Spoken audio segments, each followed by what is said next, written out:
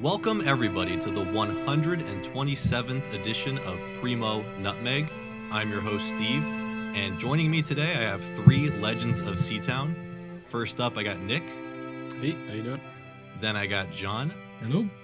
And the infamous Robbo. Hello. So guys, I appreciate you joining me on this very special edition of Primo NUTMEG. We might have Jack joining us as well. But we have a lot of things to cover. We're going to go over Donald Trump's State of the Union speech.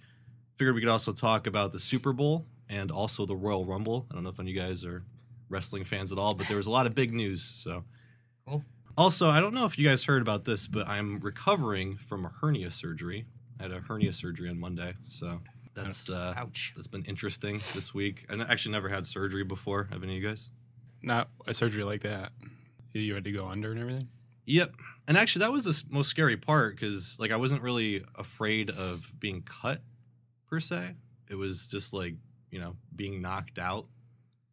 Because how do you know how much drugs, like, somebody can handle to get incapacitated, you know? Like, what if it's just a little too much or what if you're too sensitive? That's why anesthesiologists are paid so much. Yeah, right. Yeah. You know? And also, they're why, like one of the biggest tickets. When you get your bill, it's like anesthesia, you know? it's also why they pay so much for insurance. Yeah. In case you die. Yep. But overall, I mean, it wasn't that bad. You know what was funny, though? When I was going into the surgery, I have, like, this old-timer doctor. He's, like, 70 years old. So I get in there, and there's a medical student there, and the doctor says to the medical student, "Didn't I throw you out of here a week ago?" And the medical student's like, "Yeah." It's like, "I called you a dumb bastard and threw you out of here, didn't I?" Medical student's like, yeah, I'm sorry about that. I didn't have my breakfast that day, but I had my breakfast today. He's like, "Oh, really? Did you have Wheaties?" "Nope." "Yeah, of course you didn't. You had the breakfast of losers." He's like fucking berating this medical student before, like, as they're like drugging me up to go under too. So Start panicking. yeah, it was slightly It disconcerting. sounds like a Seinfeld episode almost. Yeah, really. It really does. But I mean, overall, it was good. I just been in pain like all week long. It's been, I don't know. I've been like walking like I'm 80 years old. Like I need a fucking walker or something. But nobody else has had surgery. I had my tonsils out when I was like I had my younger, tonsils but out. I had But, nothing like crazy. Like yeah, I've that. never had like been cut in my gut or anything like that. You know? Yeah. I actually have to have a procedure next week. They're going to ablate one of my veins in my leg. What does ablate mean? They're gonna like cauterize it, close it. Why? I have bad circulation in one of my legs. It doesn't. The check valves that basically keep the blood from falling back down your leg after it pumps up Yeah. don't close very It's like the a way that they're baffle supposed to. Almost. Yeah, it's like kind of goes like, you know, it does this so it Yeah. doesn't fall back down, but mine, the blood falls down, so it kind of pools in my leg. So what they can do is they can close the vein, and I guess the way your venous system works is if you close a vein, the blood finds another way to go, and that's it. So you can literally just get rid of a vein and it finds another way. Wow. Yeah, Bob. You remember Bob? Bob had that same thing in both legs, and he had to wear wraps on them for a long time. Yeah. I have to wear like next week after I have it done. I've got to wear like these thigh high compression stockings. Yeah, exactly. So it's gonna be sexy. He was a really old guy though. He was in really the guy I knew who did it. He was in really bad shape. He was very overweight, and even he said it helped a ton. Like he had a lot of pain beforehand. Yeah. And he said the next week it felt way better. Yeah. It all started from like I hit myself in the shin with a tire iron, and I had like a big bruise and like a little bit of a gash, you know, and it wasn't healing for like 2 months. So I went, and they were like, because I have some like staining, I guess. What happens when it pools like that? You get some staining on your leg because the iron. Really? Yeah.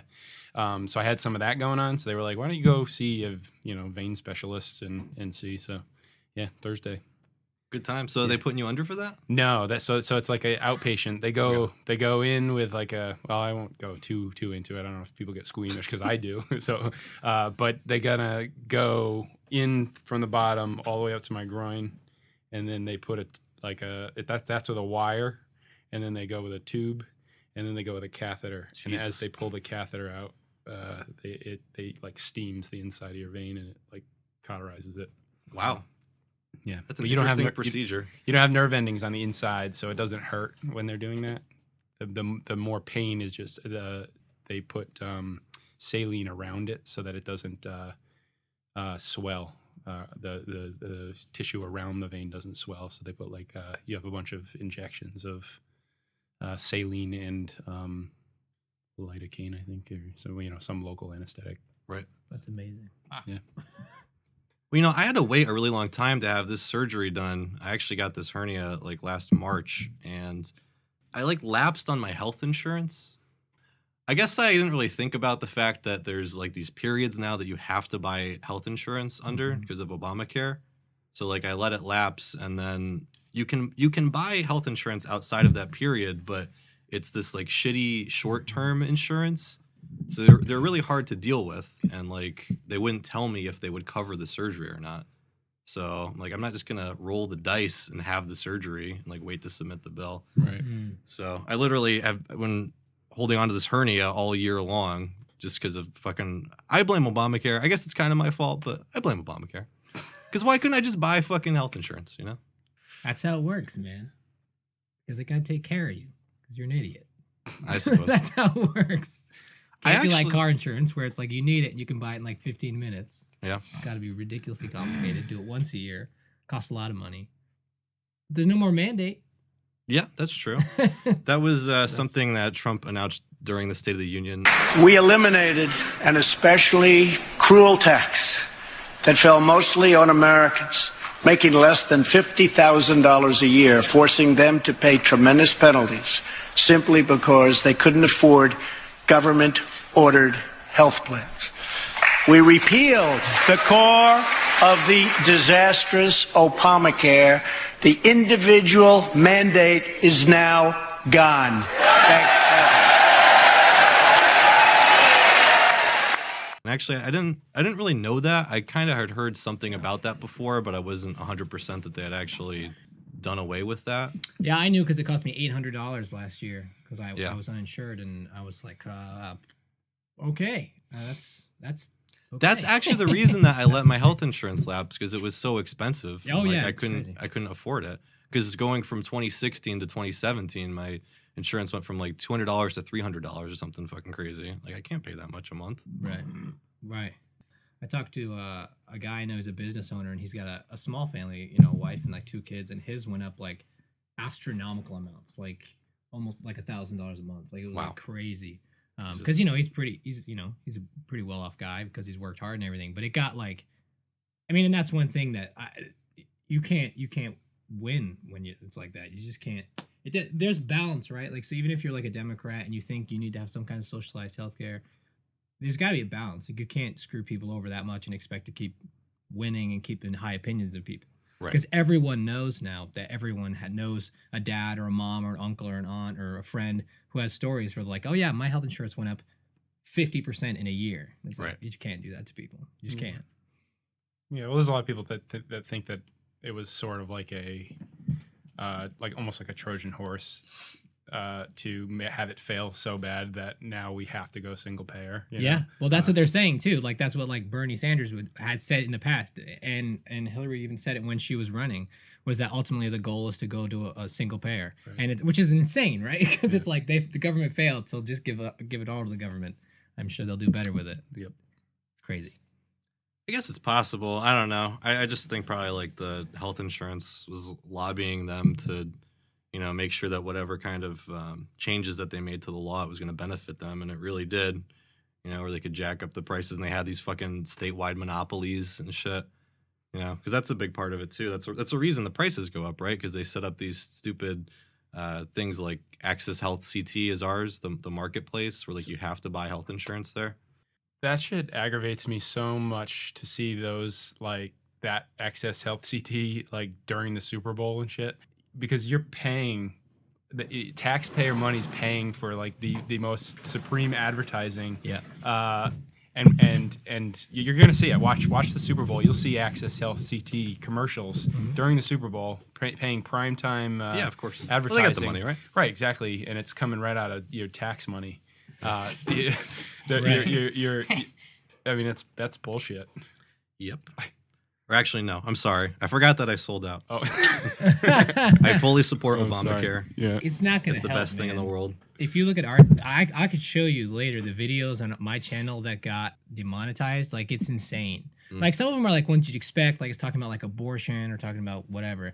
But like Ethan had done it back when Gary Johnson made a mistake about Aleppo. Yep. He made a video talking about how he didn't think that was a big deal, and that got demonetized.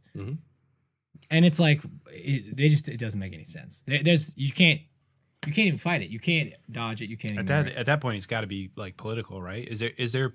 It's got to be, because I mean, you've met like Ethan's not the type of guy who's like on the channel like cussing up a storm or getting angry, you know, and it's just it's totally political. It's got to be. Of course it is. And you know, it's funny sometimes too, because what I do for a lot of these videos is I take clips of the show and make like a video of that. And what they'll do is they'll like demonetize the clip, but not the larger episode. So it's like, you tell it's specifically that one thing, you know, that they don't like being focused on. You can join us if you like, Jack. So joining us also is Jack. And actually, Jack, I am still keeping count. This is your record-setting 19th appearance on the show. Woo! So congratulations. All right. So we actually haven't started with the State of the Union yet. So did everybody watch it pretty much? Or at least the first 15 minutes? Yeah. Yep. Okay. So yeah, let's start running over. So the first thing that I noted that Trump talked about was the tax law. Our massive tax cuts provide tremendous relief for the middle class and small business. To lower tax rates for hardworking Americans, we nearly doubled the standard deduction for everyone. Now the first $24,000 earned by a married couple is completely tax-free. He said that people are going to have more take-home pay pretty soon, which I'm looking forward to. I don't know how much that's going to be, if it's just a couple bucks or what, but that was a big thing that a lot of people had like, if you want to be optimistic, you could say there was miscommunication. The reality is that they were just lied to and believed a lie. I knew so many people who thought that they were going to lose money with the new tax codes, and the reality is, if you're a normal person, you know, if you're in the 80-90% of what America is, you're gonna save money on the taxes, and the withholding is gonna depend. So they're not gonna redo the W-4s until next year, until 2019. So 2018 will be the same W-4, but supposedly they're gonna have some kind of tool you can use to figure out what your withholding should be. So if you do your withholdings the way it should be for the new year, then you'll get more take home. Otherwise, you'll just get more on a return, which is, you know, right. More money is more money. Didn't the standard deduction change too? Like already? I think they halved it. I think. Yeah. I think it went up. It went up. Yeah. The standard deduction went up. So like for last year's taxes. Yeah.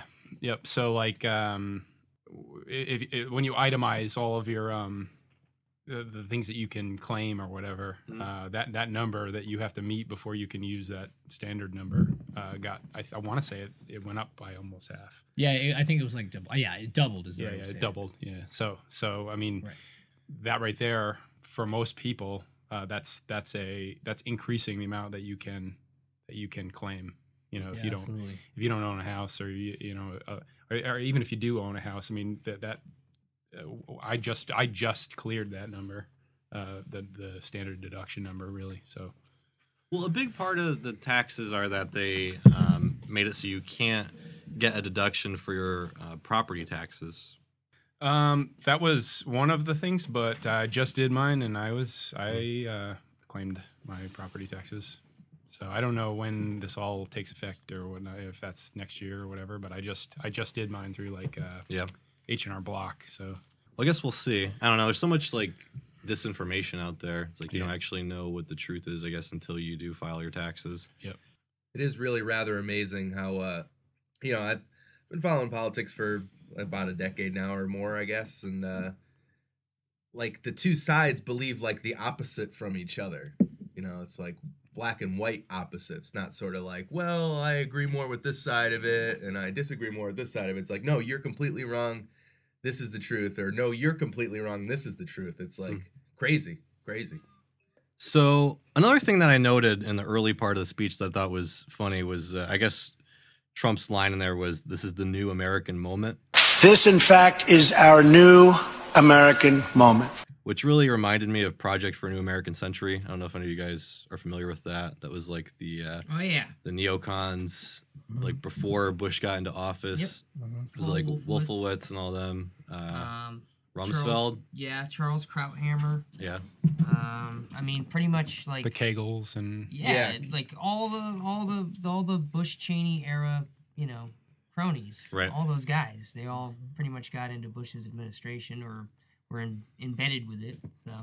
So I don't know if maybe that was like a wink to them. yeah. Well, Jack just posted a article. It was you that posted it, right, or was it Shane? I don't know. The article where Trump was like saying that he hopes that there's not some kind of event that catalyzes America or something like that. Yeah. That it was like almost like right out of that PNAC document where they said that we need some sort of catalyzing event like a new Pearl Harbor. Yeah.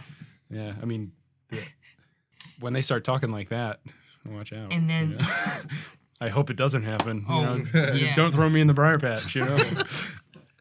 Right. I didn't actually, I didn't read that article. So what did Trump say exactly? It was just kind of like an aside in some speech, like I hope some terrible cataclysmic event an doesn't interview he was doing. And he's like, I want people to come together, but I hope it doesn't take some major event for that to occur. And then he mentioned 9/11 and Pearl Harbor and stuff as being ones that did that in the past. Well, I mean, people are so divided right now. Like, I think that serves the people in power because, when people are divided, you can manipulate them more. Like, they're pieces on a chessboard. They're not acting cohesively against you. Yeah, it's the move-on playbook. It's all part of the Hegelian dialectic. You got to create thesis and then antithesis, and then you can create the synthesis as you move the narrative forward. Right. But, I mean, I guess there are situations like, with Bush when he wanted to invade multiple countries at a time, you need to get everybody on the same page, right? Yeah. Yep. Well, I don't know. Again, I'm not sure if that was a nod to the Project for a New American Century. I thought it was interesting. He might have been trolling him. I mean, he's constantly poking him with just silly shit he says and stuff. Like, he really does do it on purpose a lot of the times to get them riled up or to bother them. That was one of my when Trump was running. My least favorite thing. Well, one of my least favorite things about him was the trolling and the twittering and all that, the tweeting and all that stuff. But now it's like one of my favorite things about him. I love it. It's hilarious. Yeah, it's hilarious. Yeah, like that. Like when they had the Women's March, and he tweeted when they redid it, and he tweeted out something that it was like he tweeted like, "It's a wonderful day to go on a march, women." He goes, "Have fun celebrating that women's unemployment is the lowest it's ever been." It's like that's just amazing. Like that's hilarious. And he said almost the exact same thing to Jay-Z when Jay-Z was talking about him. He said something almost the exact same thing, but he did it like in a limerick, like it was a rap, and he said it's the exact same thing. He tweeted out about African American unemployment being the lowest it's ever been in history. I mean, whether he can get credit for it or not is whatever, but it's hilarious. Yeah, he's like Maui in Moana. You're welcome. I don't get that reference. Well, you will soon. Yeah, I was gonna say. Yeah, man. Oh, and congratulations, Nick, on number 4. Yeah, yeah, we're getting house getting small. Yeah. So the next thing that I noted that Trump said in the speech was he was talking about energy, and he used the phrase "beautiful, clean coal." Yeah. which I like a lot. We have ended the war on beautiful, clean coal. Yeah, that was great. Yeah. Yeah, that's again like trolling. Just I think he just says things the way that he knows that it will just grate on the left. He does it a few times. Did it a few times in the speech too, intentionally. Oh yeah, well, like when he called the when he announced about the individual mandate there, he used language that would totally just trigger stick it to the to those who would support something like that. I don't know. I think he does it on purpose. He's like a fishing lure, kind of. I mean, he looks like a fishing lure. So he says the stuff, and it's sort of like, here, go froth about this, while he can effectively pass policy and stuff kind of under the radar now, because that's the boring aspect of it. It doesn't make for that sort of reality TV climate that the mainstreams just feed off of right now, you know? So, you know, I've had a lot of discussions with people on Facebook, obviously, and, you know, they're just the arguments are so non sequitur, it's insane. Like, well, okay, so what policy is he doing that increases fascism in the United States? Like, what, you don't think that he's a racist? Like, well, I didn't say it. Like, point it to me, you know, say something tangible besides like your feels. Right. But it's all feels, and like, if, as long as you can keep the ratchet on the feels, people concentrate on that, which is like a genius move. That's art of the deal stuff. That's kind of like his whole power, right? Is just like infuriating the left so much, you know, like just getting them to get distracted and lose their shit, because they don't get it, and they never have. Like, they've always been like, you know, how is he winning? Like, he's saying these crazy things that doesn't make any sense. But you know, that's why, because people hate the media so much, they hate politicians so much that they like that there's somebody that can infuriate you. And he does kind of like, you know, the fake broken wing sort of thing. Like, oh, I'm an idiot. I do typos. I lie all the time. But like, all the untruths he says are totally like superficial and irrelevant. Like, that, you know, they have all, Vox will have the counts of how many times he lied during the State of the Union and stuff. And it's like, these aren't like lies, you know. It's not like and they both do it. It's like, it's so like partisan, it's retarded, you know. It's like, you know, the whole fact check thing is, you know, those same channels weren't doing that when during Obama's not at all. You know, or even Bush, like they were not this critical of Bush. Exactly. No, not even close. Not even close. Just dissecting every little thing he says and then breaking it down like this is some sort of like bombshell that he's spoken untruth, or maybe like a quasi-truth or whatever. But that's the craziness of it, though, right? The craziness of it is that the more they do that, is that it's not affecting his popularity. Is that, I mean, he's certainly not the most popular president ever. Yeah. It's a minority of people that support him. Sure, but he's got notoriety. But exactly. But it's not making it any worse. So like a great example is during his State of the Union, Democrats wouldn't stand for like anything. No. For nothing. Like, and he literally like. Oh, and they showed the Black Caucus with Black unemployment. One guy clapped and then like looked around like, what, man? But honestly though, like, good. Okay, if I'm a white guy and I say, okay, he said something about African American unemployment, panned to the black people, like, that's kind of, you know, that's a little bit of a racist thing to do. But no, it's not, because the mainstreams did it, so it's totally okay. Just pans to him and they stand. Well, because I'm, you know, like I said a billion times, I didn't vote for Trump at all. But when I see that, I'm like, well, if African American unemployment is the lowest it's ever been, like, how can you be that mad? Like, that's good, right? Like, that's good. Let's at least say. But he's racist. He's racist. Right. Exactly. It's like, but I don't care if he's racist. If I was black, I wouldn't care if he was racist. If it meant I was making more money and I had less, and you know, we had more jobs, we had better. But liberal ideology is completely emotion driven, right. So it's the feels. If he feels like he's a racist, yet he's making policy that benefits minorities, then he's still racist and bad. Right.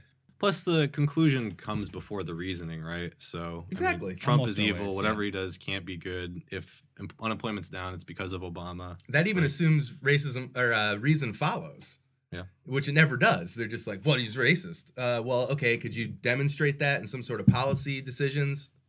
Blocked. That's it. End of discussion. But it's like the Russia thing, you know. He leads them out and then ensnares them. Yeah. That whole investigation blew up in their face. Now we're talking about Democratic collusion to sabotage Trump's run for president. The whole thing's been flipped around. So he just like, oh, you know, I'm hurt, like a fishing lure. I'm a wounded minnow, come get me. Oh, there's a hook inside, be careful. Yeah, and I mean, they're talking about now they want to release their own memo. We can get to this maybe afterwards, the whole memo thing, but it's funny because they can't release a memo because it goes against their whole thing about, you know, we don't want to release a memo because it jeopardizes national security for some reason. But any of this information was already in the media if you knew where to look and what articles you were reading. Like, none of it was new if you were. I don't even think it was hidden. It was like exactly. It's like what the narrative was, right? What would they mean by national security? Exactly. What was in that memo that jeopardized any national security? Their security to put the fix in the FBI. Exactly. Right. It's you know, because it would be something that would probably piss people off enough where they'd really start to lose that much more faith in the government, lose that much more faith in the establishment. All these national security issues are just like, government security issues or continuity issues. They always have been. And again, I mean, I know that the Democrats and the media did kind of go along with Bush, but the narrative 10, 13 years ago was that, they were against them and they were standing up for civil liberties, and, they were kind of mocking, John Ashcroft and Bush's, warrantless wiretapping, all that shit. And that's just completely... That song was corny. But now they have become that. Yeah, but like the Democrats are the neoconservatives. Everything's that way, though, because they're not principled people. That's like immigration's the same way. You can go back and watch all the videos of Bill Clinton talking about how we're going to secure the border. Dianne Feinstein. Yeah, exactly. And it's like it's not about principle. It's about winning. And the harsh reality is politics has to be about winning, and that sucks. But to a certain degree, like if you don't win, you can't do anything anyway. And then you probably get bought off, and your principles get etched away little by little by little, and then by the end you're a shill, you're a corpse. But it's that's the harsh reality of it. Is it happens about everything. Everyone wants peace when they're the opposing party, and then when they're the party in power, suddenly Gitmo doesn't get closed for 8 years. It's for national security. And I'm not. I mean, I'm perfectly willing to admit that foreign policy, in my opinion, is the most complicated thing in any politics ever. The idea that like we have people who couldn't predict who our president was going to be, but they think they can predict what all these independent actors who have completely different cultures are, how they're going to behave. It's insane. But like there are things that we don't know. When you look at the puzzles, there are things that we don't know that are going on. People who have certain opinions get into office, their opinions totally change on foreign policy. You're like, well, something happened there that I don't know about. But what upsets me is when people... I think... well, hold on. I think yes and no. I think that people know that the country is against the war, at least non-interventionist, to a large extent, and that's how you get elected. I don't think it's necessarily that people change their thoughts. It's just they know what to say to get elected. The last three presidents have been the lesser interventionist. Even Bush, back when he was running, was running on a non-nation building platform, and same thing with Obama, and even Trump was less of a monger than Clinton. Yeah, for sure. I think they all run on peace. I mean, nobody's ever ran on war, right? Rick Santorum. Well, I mean, nobody's ever won. It depends what you right? say, right? Like there a lot of Nixon even was talking about ending the Vietnam War. Yep. I mean, a lot of them. See, it's weird though because all of them talk about crushing ISIS though, and that's same thing.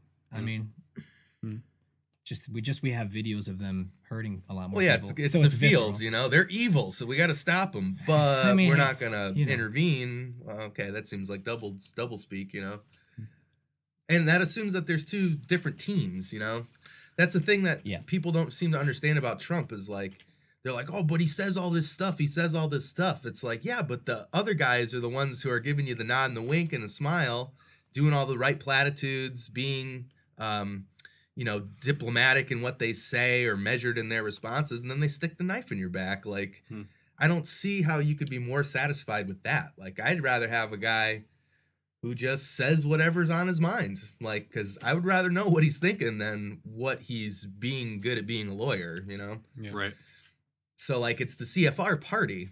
Dems, Republicans, they could fight all they want in media as long as the policy moves forward that's relevant and it helps the CFR party. It doesn't matter. Yep. I just wonder where all of those anti-Bush Democrats went, because back then, Bush was Hitler, and all of the things that he was doing was fascist. And again, the Democratic politicians utilized that to get elected, and then they changed the script. But how can people just follow along with them changing the script? I mean, because it's the feels. It's the feels. They don't think rationally or have a thesis that they want to propound. It's all right. Obama's now the hope and change candidate. Right. He's half black. Okay. There you go. That's good enough. Things are moving forward in the right direction. They don't care about policy, obviously. Yeah, well, and then the story changes too. So like when it's Republicans in there, it's spreading freedom and democracy. When it's the Democrats, it's humanitarian intervention and that helping women in Iran. Right, exactly. They just flip the script and the war machine it keeps turning. Women in Iran, it's just a totally different bag of worms. So the next thing I noted was Trump brought up fair and reciprocal trade agreements, and he wants to protect American workers and intellectual property. Our nation has lost its wealth, but we're getting it back so fast. The era of economic surrender is totally over. From now on, we expect trading relationships to be fair and, very importantly, reciprocal. When you have something like fair and reciprocal trade, that sounds like a Democrat, right? That sounds fairly left-wing. Well, that whole thing could have been right out of Sanders' mouth. Absolutely. But they hate it when Trump says it, but they love it when Sanders says it. That's why it's the feels, It's And like you said, that's the Trump trap, right? Is now he's got them sitting down for things that they say that they are for. Yep. Yeah. You got him. Yeah. And I mean, even if I disagree with it, I can find some humor in it at least. Well, to jump ahead, look at the Kennedy rebuttal. It was terrible. I couldn't even get through it. But it's like he read Trump's speech and then just read it again, and put more feels on it. But it was the policy proposals were all the same, paid leave for families and stuff. He just really took the carpet right out from under him, But he's a good guy. Trump's a Exactly. bad guy. Yeah, right. He's a Kennedy. They never did anything bad. They never drowned any woman in a car in the lake. That never happened. That was a pretty funny meme that's been going around. How he did his speech in front of the Chappaquiddick car. So, I hope they got the guy. I hope they got her out of there by now. It's true, man. But you would be amazed how many Democrats don't even know that happened. Or the Kennedy fortune was based on bootlegging. I've been to that bridge. Really? I've been there. Yeah. We took a ferry trip to Martha's Vineyard. We rode bikes around the island, and my dad stopped us. We stopped at the bridge. My dad's like, "Hey, this is where Ted Kennedy drove off the bridge." Killed that girl. 7 years old. No, I was probably 11 or 12. So I'd seen Ted Kennedy on TV before and everything. But, yeah, he's like, "Here it is." That's funny. And he was a hero before he died, right? I mean, Oh, yeah, I remember they went he nuts. was Barack the liberal, Obama. liberal lion. Yep. Well, so in line with that trade thing, right after that, Trump brought up roads. He was talking about roads are going to be. You guys said there was a Kennedy rebuttal. What are you talking about? Yeah, the Dems There's a had bunch of their rebuttals. rebuttal. Yeah, they always Immediately have a afterwards. speech after. Yeah, but what do you immediately mean after. the Kennedy rebuttal? It was Robert Kennedy's son or something. yeah, Joe Oh, okay. Kennedy the third or some Oh, shit. okay. It was Ted so Kennedy's dead. He's it- definitely dead. I thought you were saying that Ted Kennedy did a hologram. or something. That'd be awesome. Tupac. I don't know why I thought of that. It didn't make any sense. that Anyway. speech was so over the top. The rebuttal. It was so Nancy Pelosi does that a lot too, where it's so I don't think it I know a few people. My grandmother is a Democrat. Yep, She is. She is I don't argue with my grandmother. She's whatever. She's Yeah. beyond that point. Mhm. But she's in their mind, Republicans are white guys who hate blacks and minorities and women. I was honestly And so Democrats love surprised people. when I found that. Yeah, out. I well, was, genuinely shocked. Well, because What? she's an old school Democrat, right? So she probably believes a lot of the same stuff that most Republicans believe, but she doesn't know. But someone like her, I get it. She'll hear that speech and she'll believe it. But the average person who's not that far over, how do they not hear that kind of the world's gonna end? Everything's with the healthcare they were trying to pass, or no, with the taxes. Pelosi literally was if this passes, she literally said hundreds of thousands of people will die, and it's how does anybody believe that anymore? There's this libertarian guy who makes songs. Yeah. And one of the songs was "People Will Die," and he's it's done like a rap, and that's the chorus. People will die. We can pause. Yeah, somebody needs to move their car. Okay, so another thing that I noticed along with this whole kind of Democrat rhetoric, or whatever you want to call it, in there, was he was talking about building new roads with American heart, American hands, and American grit. Gleaming new roads, bridges, highways, railways, and waterways all across our land. And we will do it with American heart, American hands, and American grit. He didn't mention American taxpayer money, but he also talked about paid family leave. I think Ivanka took a bow at that point or something. Yeah, that was one of her. She was vocal about that during the campaign, and that was kind of one of the things that was not a Republican thing, but he stood by her during the campaign. I remember, so that's why they probably showed her. He also talked about a second chance for felons. That is why this year we will embark on reforming our prisons to help former inmates who have served their time get a second chance at life. Which isn't really a Republican thing, typically. No. Well, yeah, all those points are off of Joe Kennedy III's rebuttal speech. He mentioned all that shit and the prescription prices too, lowering prescription drug costs and stuff, which I thought was another very traditionally Democratic. Maybe he got an early copy of the he might have. He went to the FISA court. Said Joe Kennedy was plotting with the Russians. He got a copy of his speech. So he said all this stuff, but it might have been kind of strategy because after he listed these things, he then went into immigration and he spoke out against. He said the drugs and gangs are coming over the borders. For decades, open borders have allowed drugs and gangs to pour into our most vulnerable communities. They've allowed millions of low-wage workers to compete for jobs and wages against the poorest Americans. Most tragically, they have caused the loss of many innocent lives. And that's when Democrats started to boo, sort of. They were making sort of uncomfortable rumbling. The chain migration. That was so weird. It was so weird because there was no boo. It was they were too depressed. But he did call out MS-13 specifically. Yeah. Which, if you're a conspiracy wacko like me, is very interesting. Why? Because supposedly Debbie Wasserman Schultz hired 2 MS-13 guys to kill Seth Rich, and then they were found dead in Myrtle Beach 2 days later. Do they have any info on it? Last I heard, it was just he was found dead, and they didn't really have any kind of clue as to motive or anything. Well, I mean, the only motive that you could think of was that because he wasn't robbed or anything, he was just shot, right? Yeah. And there's nothing out in the public sphere yet.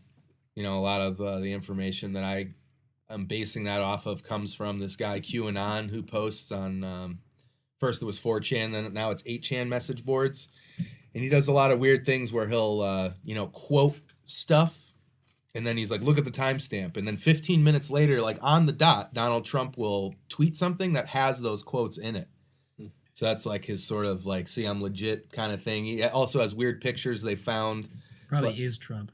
It could be, or that is one of the theories that it's him. That would be the best thing that's ever happened in the history of the United States. Is on 4chan. Well, he's a troll. Where do trolls go? Right. I've actually never been to 4chan. Why is there an 8chan? Did 4chan get banned or something? It's just a different message board. There are quite a few chans around. 8K, double the resolution.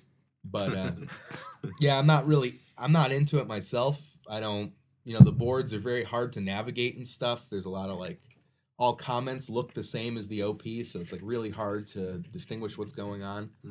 So I usually get it filtered and then watch it on YouTube. Yeah, when you mentioned Q before, I thought it was a YouTube channel or something.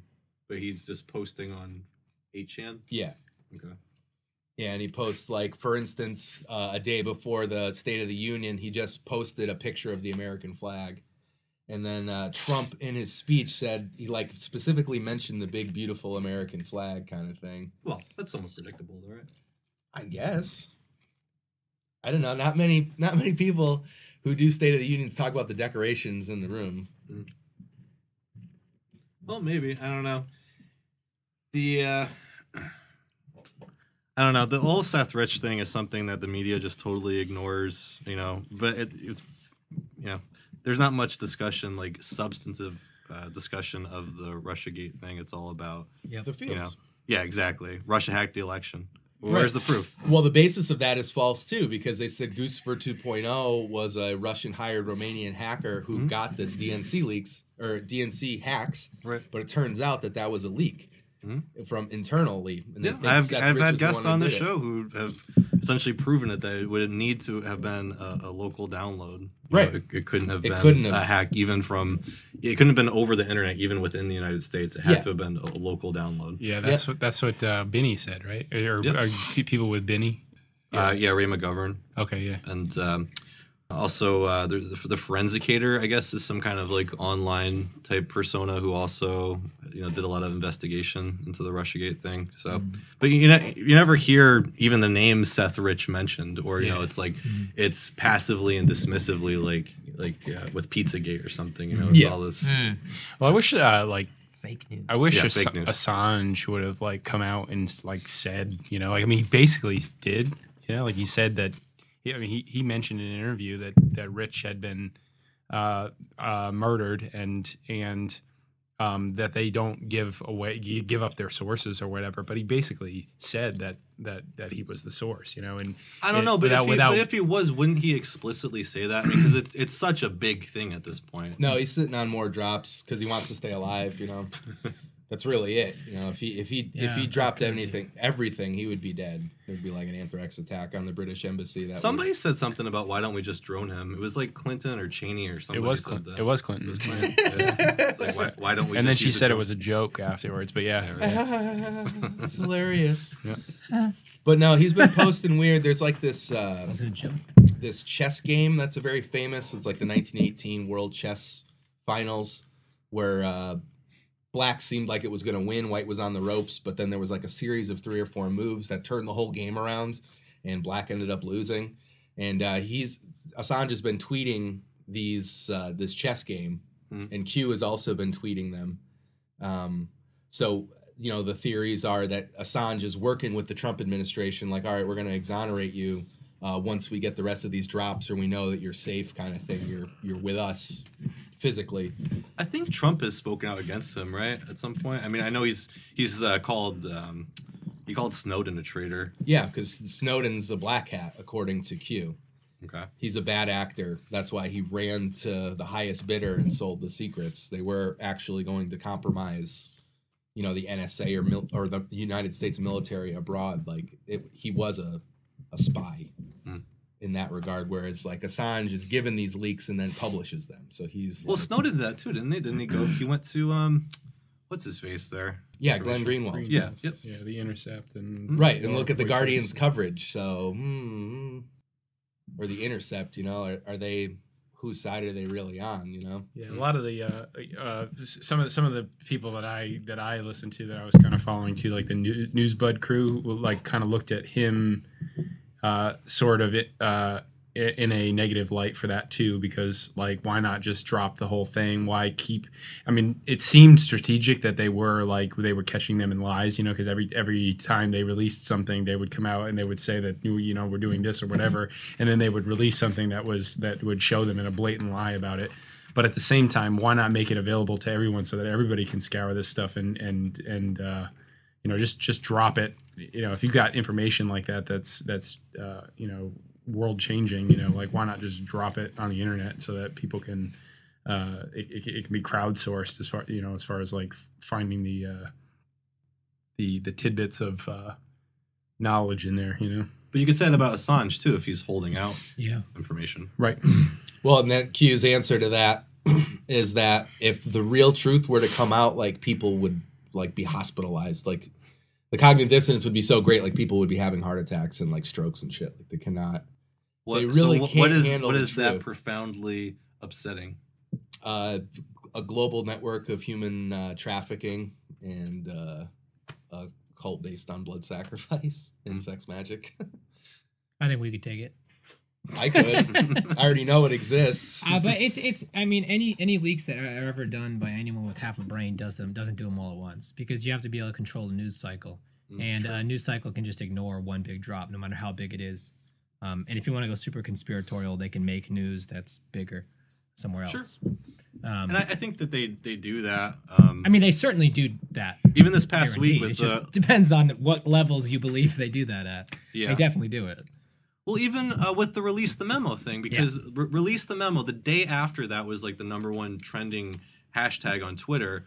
that's when the New York Times came out with the story about that Trump considered to fire Mueller 6 months ago. Yeah, it's like, exactly.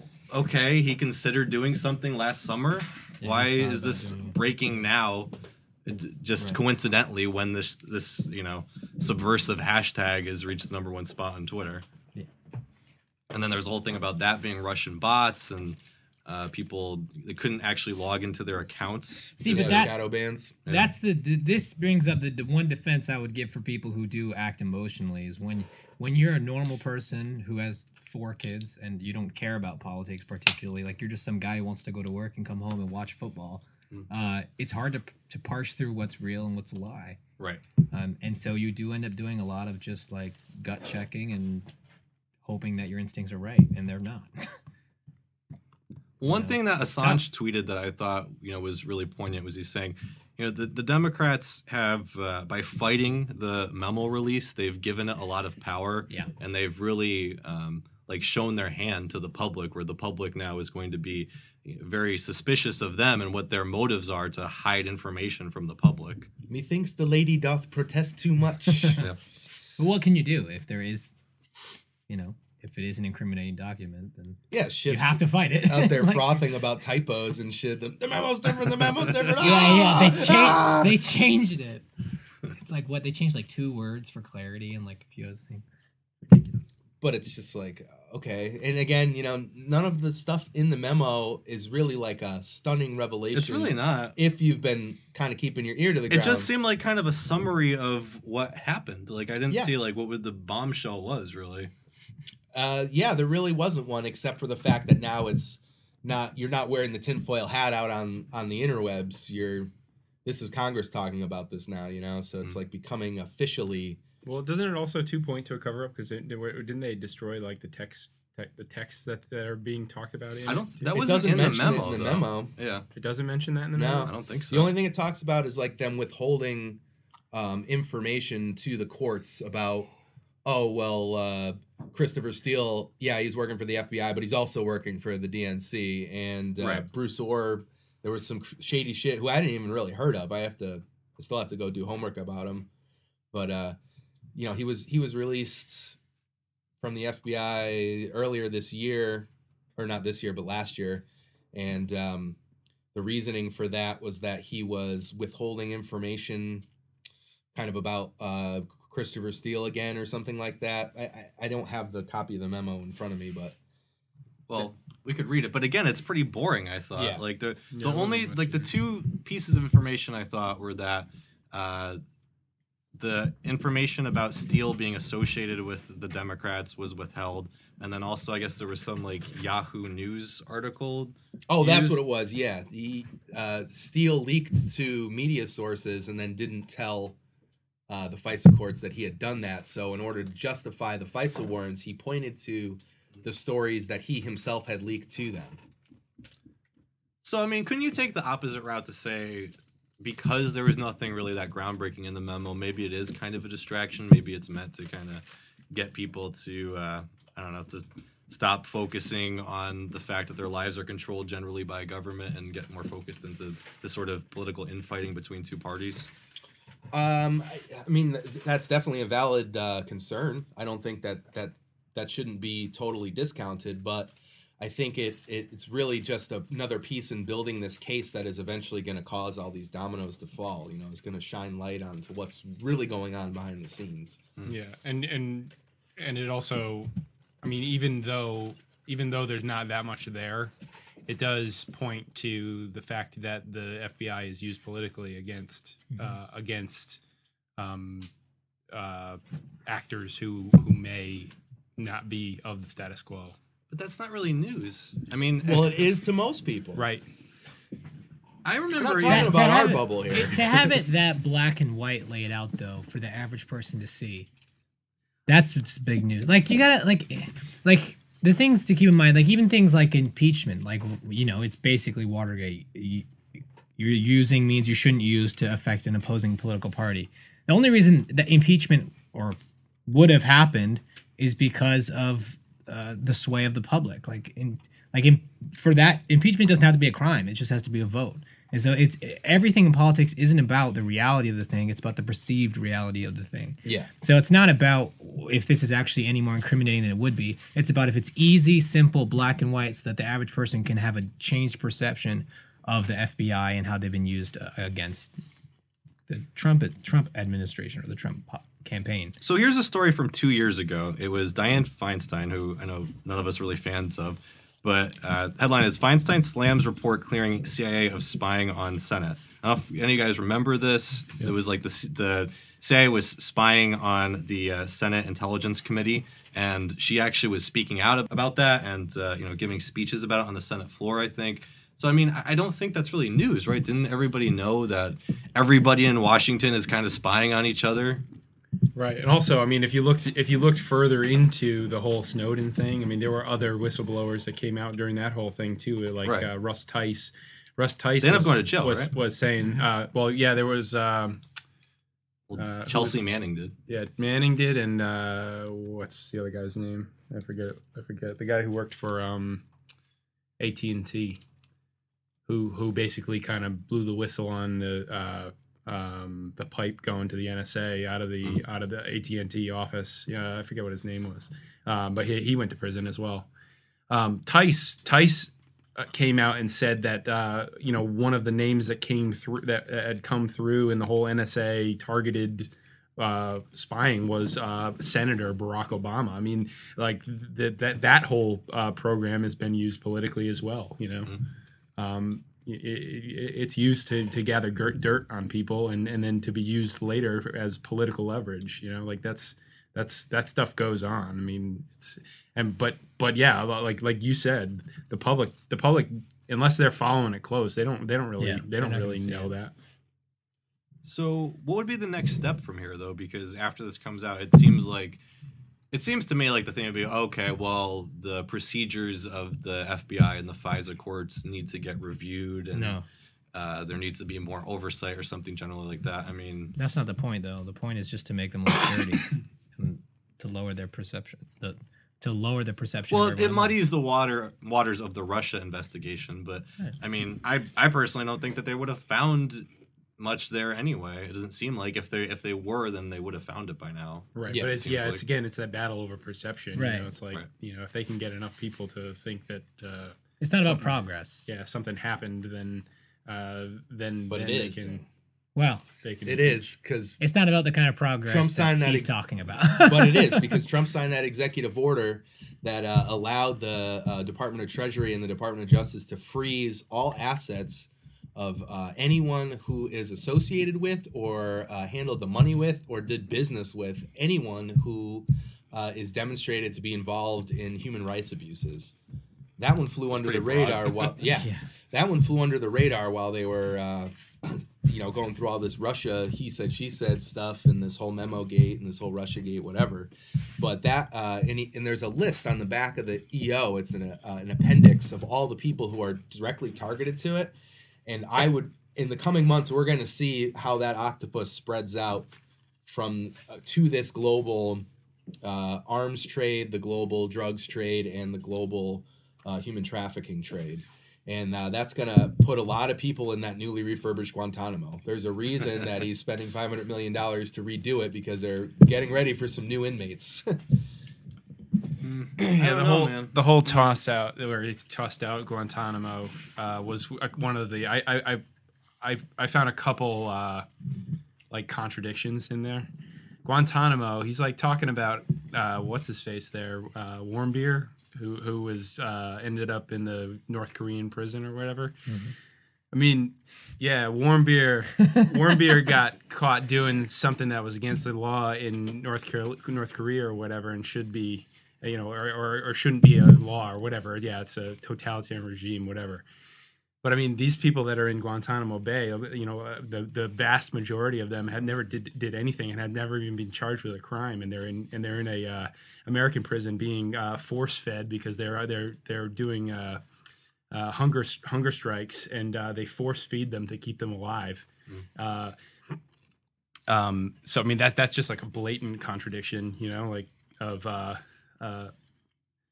that thing needs to be shut down. You know, when he said that, it just like pissed me off. And he like it was like right after the warm beer thing. You know, like about a prisoner who'd been mistreated. You know, those people are being mistreated every day, and they've never even been charged for anything. And I think it's like 90% of them have already been okayed for release. They just won't let them go because they know now that they might do something. Right. You know, after being force fed and forced to listen to Cher while taking ice bath showers. Right.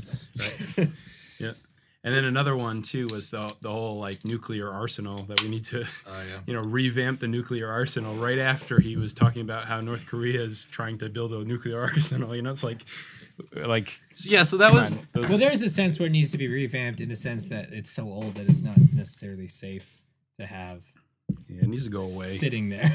Yeah, it needs to go away. Oh, I definitely have reservations. You know, I would have never thought because, like, you know, Q says that it's Admiral Rogers, who's head of the NSA, who went to Trump and said, like, look at all these, they're playing dirty pool here. We have to do something about this. We have all this information, which we haven't even scratched the surface of, that these people are implicated in doing whatever sort of sick shit that they're actually doing. And, you know, you told me a year ago, like, hey, you're going to be on the same team as this military intelligence anonymous guy who clearly works for the NSA or the Trump administration or something. I would have said, you're out of your fucking mind. So, like, I do have reservations. You know, I don't think generals should be in charge, but hey, man, if they're not fucking raping and killing kids, we'll worry about that later. Yeah. So just running through this part of the speech, let's just touch on everything that Trump said here. He said we need to take a stand against Iran. He says we're imposing sanctions on Cuba and Venezuela. My administration has also imposed tough sanctions on the communist and socialist dictatorships in Cuba and Venezuela. Which I wasn't aware of. He said no one has oppressed people as brutally as North Korea, and that he will not repeat the mistakes of past administrations. And he also at one I'll point just completely destroy the entire country. I'll finish the job. Earlier in the speech, he talked about how China and Russia are our rivals and that weakness is the surest path to conflict. Around the world, we face rogue regimes, terrorist groups, and rivals like China and Russia that challenge our interests, our economy, and our values. In confronting these horrible dangers, we know that weakness is the surest path to conflict, and unmatched power is the surest means to our true and great defense. For this reason, I am asking Congress to end the dangerous defense sequester and fully fund our great military. As part of our defense, we must modernize and rebuild our nuclear arsenal, hopefully never having to use it, but making it so strong and so powerful that it will deter any acts of aggression by any other nation or anyone else.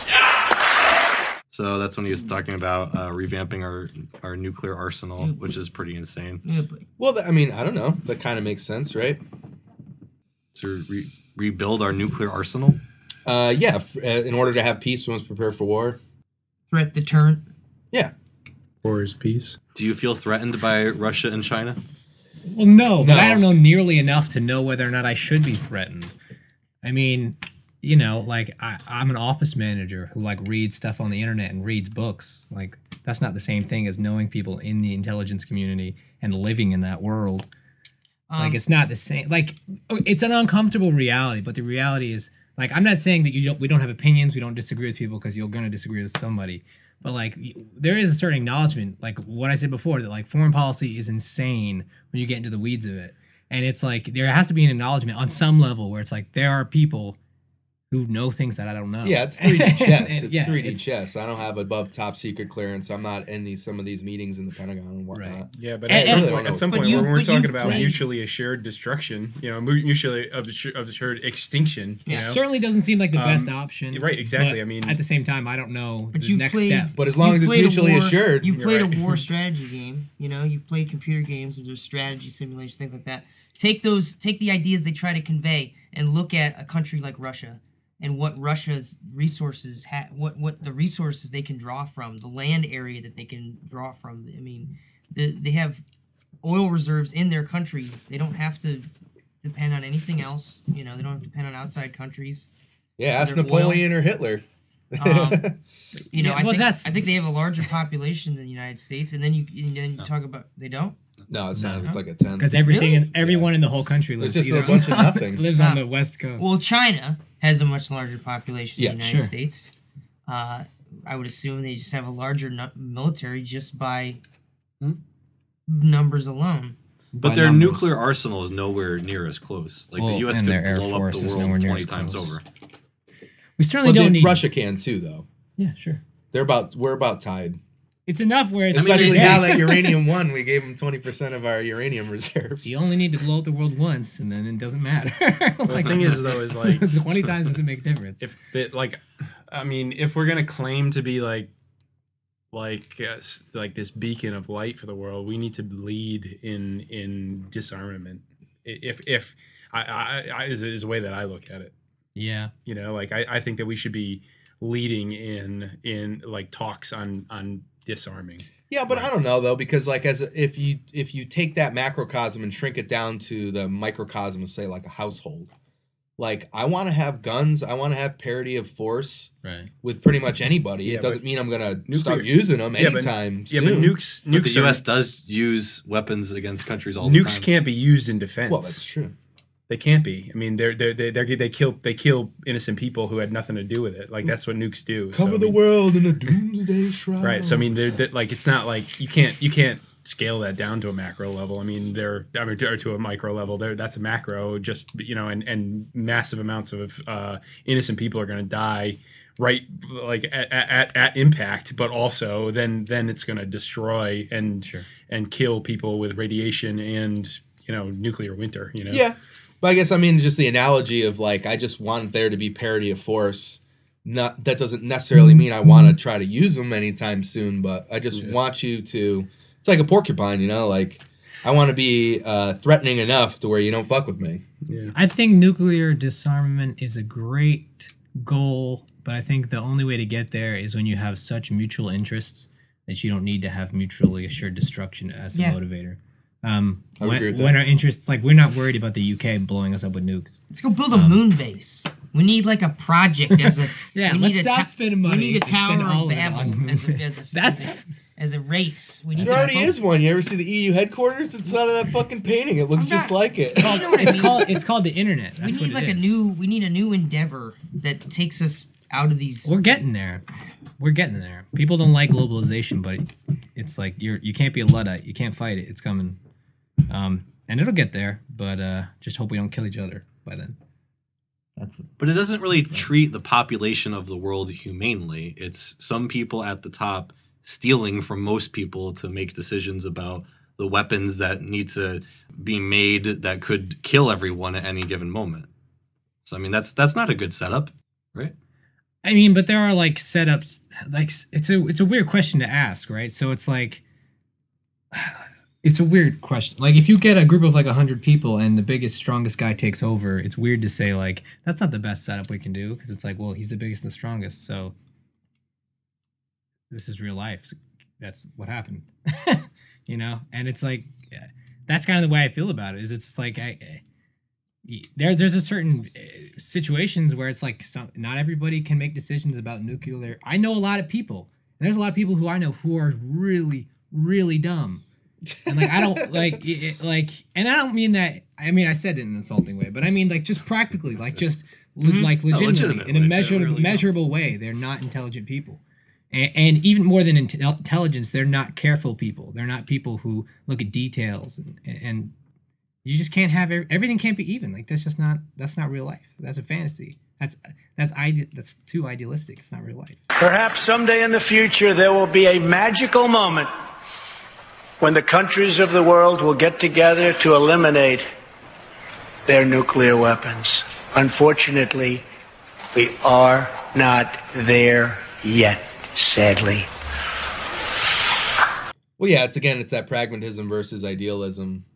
sort of argument too, you know. Well, and idealism is the type of thing that leads to like a socialist communist dictatorship. When you're like, what if we all shared everything and it was great and everything was even, and then real life takes over. But we are sharing. We're sharing the cost of building the weapons, and then we're sharing the possibility that we could all die because of them. Like, shouldn't we have the ability to opt out of that and also get compensated for the possibility that we could get killed because these things exist? Oh, it'd be nice. Yeah, that's the kind of thing, right? It'd be nice, yeah. But it's like, you know, the shithole comment is kind of comes down to that same thing. You know, the idealism is like, well, you know, that's a terrible thing to say. Everyone should celebrate our differences and whatever. You know, the feels of that, or the optics as far as the emotions go, are very negative. But then you have African emigres and the president of Uganda, or the prime minister of Uganda, came out and he said, like, yeah, it's because of colonialism. Like, let's do something to not be like that. Yeah, and it hasn't always been like that. You know, have you ever heard of ancient Egypt? Have you ever heard of Mansa Musa, who was the richest man in history? Mm-hmm. So, like, there's a reason things are like that. So if you can sort of start that discussion and get that conversation going, then you can actually start to address some of the root causes. Yeah, right, but it's not enough to just, you can't just resign yourself to this is the way things are and it's okay. No, exactly. But if you're talking about the way things are, then you can say, oh, it's not okay. Like, what do we need to do to make it better? And in this instance, you know, denuclearizing is not going to solve the issue, really.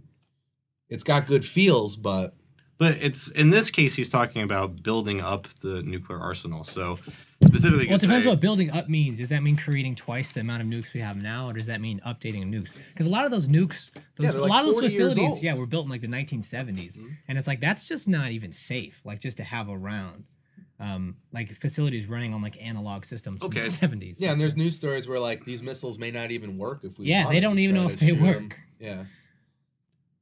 So I guess, I mean, it's really a lack of specifics where you can read. The whole speech is like that because on purpose. That's what we building more? Are we keeping those faulty nuclear missiles and just building more, or are we replacing them? And you know, we don't need more. I'll say that. Yeah, I don't think the amount of enriched uranium or plutonium we have, I think is more than sufficient. But delivering it where we need to, even as a deterring force, is sort of a question mark at this point. I don't know if a nation really needs nuclear weapons to even defend itself. I mean, but look at like Afghanistan or Vietnam, like those people. Yeah, but let's didn't be have honest. nuclear weapons. But they're not defending themselves. They did. They repelled imperialist invaders by themselves. Nope. Where'd they get the guns from? It didn't stop. It didn't deter the invasion. You know, but at that, I mean, I see. Like I think it's. I don't see America getting invaded. I just don't. Well, it's like that Japanese admiral said. You know, we'll find a gun behind every blade of grass if we fucking step foot in the United States. Yeah, I mean, I don't think that the nuclear arsenal is used as a deterrent. I think it's used as a warning, like a force, it's used as an aggressive posture, less than a deterrent. Yeah, I mean, I think there's two sides to that coin for sure. If it's intimidating, then it's intimidating in defense, and it's intimidating in offense. I mean, I would like that. That's what the drops on Nagasaki and it was a message. It was a message to Stalin, to the world. We have these weapons and we're willing to use them. Well, and what you said, Steve, about Afghanistan, people will use that kind of argumentation, but the reality is that none of us want to live in Afghanistan. You know what I mean? Like, if defending your home means that like your home is a war zone, like no one wants to live like that, and like that's just the reality of it. Is that no one wants to live that way. You know, if we have to resort to guerrilla warfare, like we'll just keep the nukes and keep them in a silo and not use them. You know, that's what people are going to say. And that's the thing, right? Is popular opinion is what matters most. Well, most countries don't have nuclear weapons. But and most countries aren't invaded. Yeah, but you got to understand, when people call us an imperialist nation, like that is its oversimplification of the truth. Like if we're Rome, Canada and Mexico don't exist. They're the United States. We're not imperialistic in that sense. And that's the reason those countries can exist. Quote unquote countries are the remnants of the British Empire, like Right. 60% of them, and they're Right. still in the Commonwealth, so the Queen still technically owns them. Right. So. And the vast majority of their weapons are things that we've left there, or the UK has left there, or Okay. Russia's left there. Yeah, we it's not intentionally as if sold them to them. Right. It's not as if they armed themselves. They were armed by these larger countries that have nukes. And they're protected by these larger countries that have nukes because of all the intricate, crazy relationships they have with each other. That's where even the term third world comes from. You had the liberal democratic side, you had the communist side, Right. and then like all the stuff in the middle. Right. That was the whole Cold War, was us fighting about like Africa and the Middle East and all those kind of things. Which country was going to be communist, which country was going to be capitalist, the whole thing. Right. So why do you need that division, though? Why do you need that constant, perpetual warfare? Why can't most people just get along without the That's like a possibility of... stupid, complicated question because it's like depends on where you are. Like it's not. That's what I mean. It's like it's such a foreign policy is so complicated. It's because of the state. I mean, if we're gonna accede that the state's existing, therefore every state is jockeying for every other state for position, for resources, it's like an organism, you know? It'd be nice if all the birds could get along, but some birds go in this tree, some birds go in that tree, and they keep their trees from other birds going in their trees, you know? Squirrels. Talk about territorial animals. And as dark as it is, like statistically, like the last like 20 years are like the lowest death rates in warfare in like 100 years, like 200 years. So True, but who has been the country that has started most of the wars in our lifetime? It's been our country, right? yeah, Big Dog always starts the fights. No wars, like- though. Right. No wars. We haven't declared war since Pearl Harbor. Yeah, that's something that's a little. It's so hard though. So because that- I mean, there's times where you couldn't wait for. That's the Congress, where cognitive you couldn't dissonance, wait. though. When we say that we need to be vigilant, we need to Yeah, but build it's up our military. We are the ones who are invading all these countries. Right. Yeah. That whole war. The what is that? The war doctrine. What is it? Yeah. What is Yeah. it? Yeah. That's so misused. I mean, Oh, that's, I that's agree. supposed to be used to stop an attack. I agree. Like not you don't have 90 days to attack somebody until Congress has to. I agree. Yeah. You're like that's supposed to be to stop an imminent threat. Absolutely. But that is so hard. That is so. That's the problem. That's like I've talked about this whole time. That is the hard part. That's so hard to convince a populace of that when the populace doesn't care. It's so that you will have such a hard time convincing people of that, because their mindset is, oh, the government, they're doing what they're supposed to do, stopping bad guys, which is not totally wrong. Do most but people it's think not the government's totally- doing what's supposed to? Dude, a lot of people, like when it comes to the Middle East, Well, that's feel where that way. yeah. Well, that's where we get back to the every chink in the armor, every memo that comes out that shows that this thing is used for nefarious means. I mean, that right there, we need to jump on that and say, here you go. Look at this. Look at this. Look at here. Look here. Look at the Northwoods. Look at Operation Northwoods. Look here. I mean, your government does things that are not good. it's so hard, man. So wake up. So we can strip them of this power. It's so hard because it's so much more complicated than like good and bad. That's the hard part. It's not black and white, and that's the thing that because it's so much easier to say good, bad. That was good. That was bad. That's a good president. Bad president. Well, it's which team do you like? The Yeah. Red Sox or the Yankees? Real life isn't that cut and dry. No. Stuff. And there is a power struggle going on within that black world that we're not even aware of. Right, because essentially what it is violence. So within it's who's going to be the most violent, who's going to dominate the world of violence. Yeah. So, But again, it's easy to forget that it's getting less violent as time goes on. Less and less and less. Like we're nowhere near what you were like he was talking about with like English imperialism. Like we're nowhere near that, where it's like, yeah, we literally conquered and enslaved the whole world. Yeah. Well, We're I not think at that the point. violence isn't a martial anymore. It's more an economic. Yeah. Because that's the smart way to control people. And given that argument, of course, they're going to be competing poles for that now. The economic dominance. Now we're talking about New Silk Road, this BRIC nation collaboration in Eurasia that's sort of mounting a threat to, the dominance of Oceania, let's say. I know what you're talking about. Oh, it's like this high-speed rail corridor / pipeline that China has been working on to go through like Central Asian countries to Karachi in Pakistan. I've been signing all these agreements, and Russia's kind of on board with them and stuff too. It's all part of that pivot towards the petro yuan. You know, I follow that pretty intently, and that's the last, you know, I'd say 10 years of Chinese policy has been based on pivoting so that they can just dump the U.S. at some point and totally destroy us with the amount they own in treasuries, and becoming the new global reserve currency as the yuan versus the dollar. And that's really where the war is happening. No one's shooting guns, but there's something afoot. Right. And when they talk about like the East Pacific pivot and all that stuff about trying to control like waterways and stuff out there, I mean, they definitely view China as an enemy, well, as a competitor, but yeah, there's no question. Close to an enemy. You think about what Britain did retain, it's the Malacca Strait and Gibraltar. Like, there are reasons why these sort of choke points are still in English possession, you know, because they understand that if you control these tiny little choke points, you got the whole thing under wraps. You know, how do you defuse a bomb? You don't blow the bomb up, you cut the wires. If you can control the wires, those little choke points, then you're all set. Right. Well, and that's why like the Middle East and stuff is such a hotly contested area, is because of the world, you know, the world island. I mean, they say that you control the world island, that Caucasus area, that you know, that area of the world.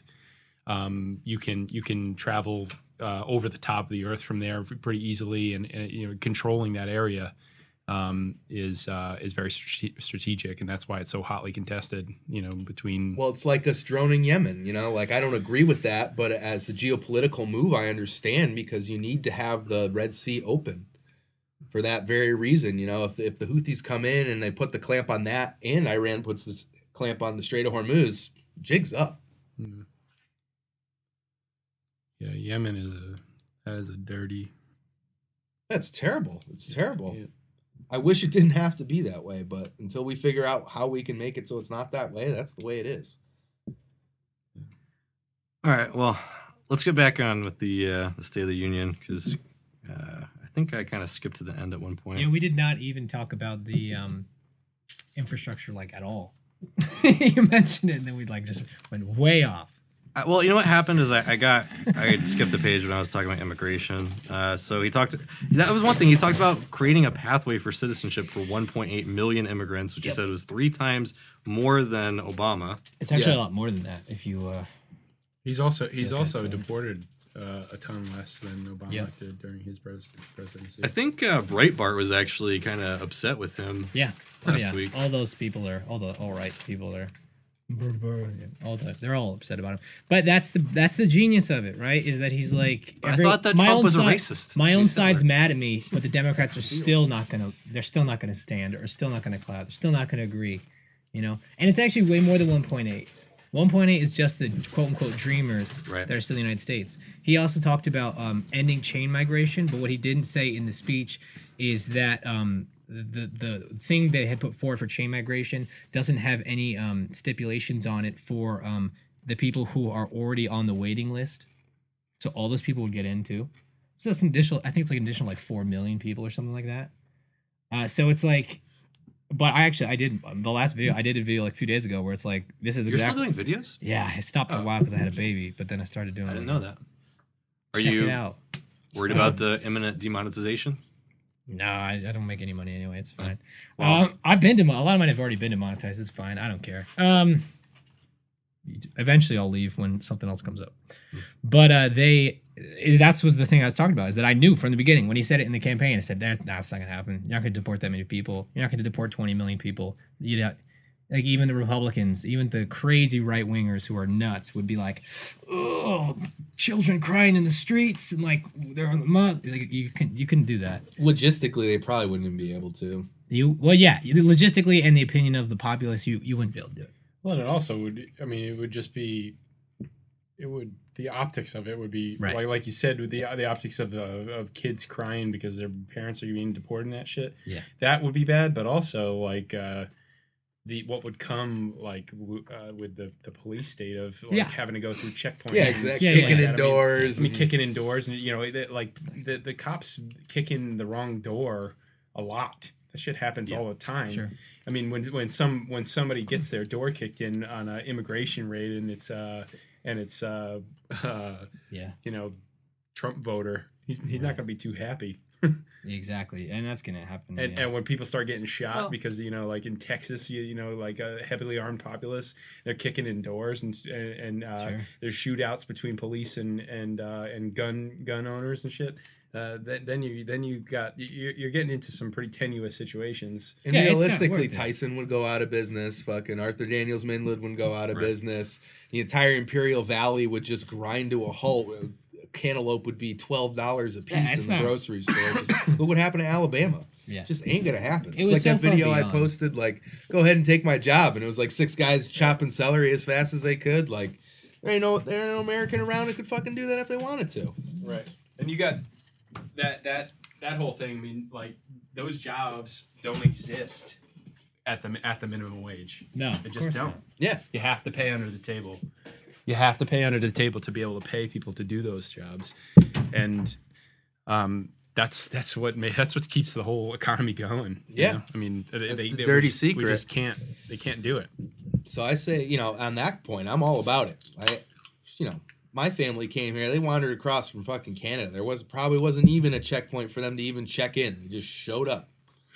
Right. Just let them in. They're still going to come. They're still going to come even if you cut off the welfare. That's the true problem is the welfare. It's a welfare issue, and that's like what all of the right, they say that they're a drain on the system and all this shit, but they're still going to come. Those people are still going to come because there's opportunity here. Right. They're going to come if you cut that welfare off, they're still going to come.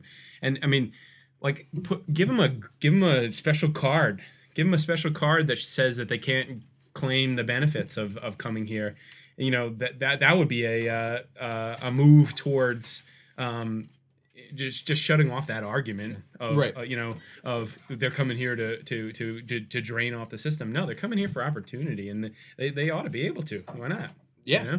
Why not? Why shouldn't they come here and make a living? No, I totally agree. Look, let them be Uber drivers, or let them empty trash cans, whatever they want to do. Like, don't worry, Uber will be gone soon too. If you're ambitious enough to they'll legislate cross Uber an away ocean too. to come here, That'd be fun. or to brave a desert, come on in, man. Exactly. Those people who are risking life and limb to come here, they're not coming here to sit around and do nothing. They're coming here to for opportunity. And you're right. The welfare issue is the biggest issue. Yeah. I mean, that's what it really comes down to. Is like that's why every time I argue with somebody over immigration, I'm like, well, why can't they come here? Like, if it's just crossing the border that's the problem, then why not just make that legal? Like why is that? Why are they still illegal? Why not just make that legal? If that's the only problem. Because that way you can't weaponize gang members doing their Fast and Furious bullshit on the border and stuff. There's a lot of dirty stuff that goes on the border too.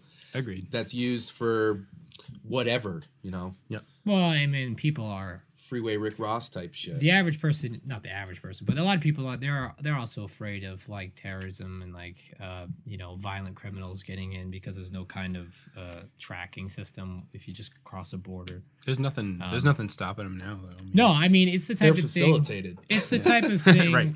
But again, that's the type of thing that's optics. And the whole point of him saying that it had nothing to do with it happening. It had to do with him saying, listen, this is the one thing I want. I want a wall. I want to stop detain or whatever where you let them go. Catch and release. Catch and release, yeah. And then I'll give you all these things that all my base is going to hate. The point was to say all that to the American people and then watch the Democrats say no. Yeah. That was the point. And that's what happened. Yeah. It's really, really smart politics. Kind of gross, but that's what it is, though. You know what I mean? It's like saying your plumber's gross. Like, that's what they are. Yeah, you got to get your hands up in the shit sometimes.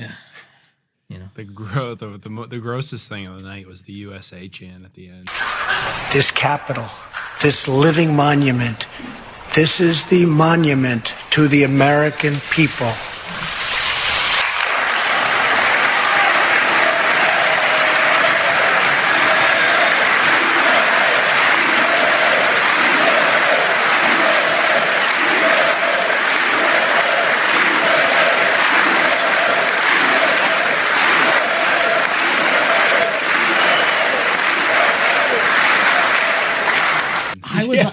so surprised. I was laughing because I was like, "What is this?" Yeah, is this a basketball Yeah, game? What the exactly. hell's going on here? It was like watching. I was. The Junior Arsenio thing. Yeah.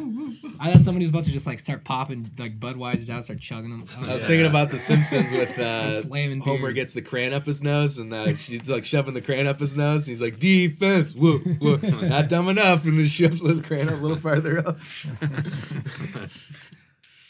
Yeah. So after the 1.8 million, he said that we need to secure the border. He talked about building a great wall on the southern border.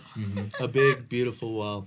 From there, he moved on to the opioid and pain addiction thing, which was a big campaign thing. Remember when we were up in New Hampshire? That was a main part of the speech. Yeah. Was he was going to end opioid addiction. Well, Trump's funny. If you like listen to enough of his speeches, you can tell when he's like meaning what he's saying and when he's trolling or when he's just saying shit to like confuse and upset people. Like, there's a few things like infrastructure he really believes in.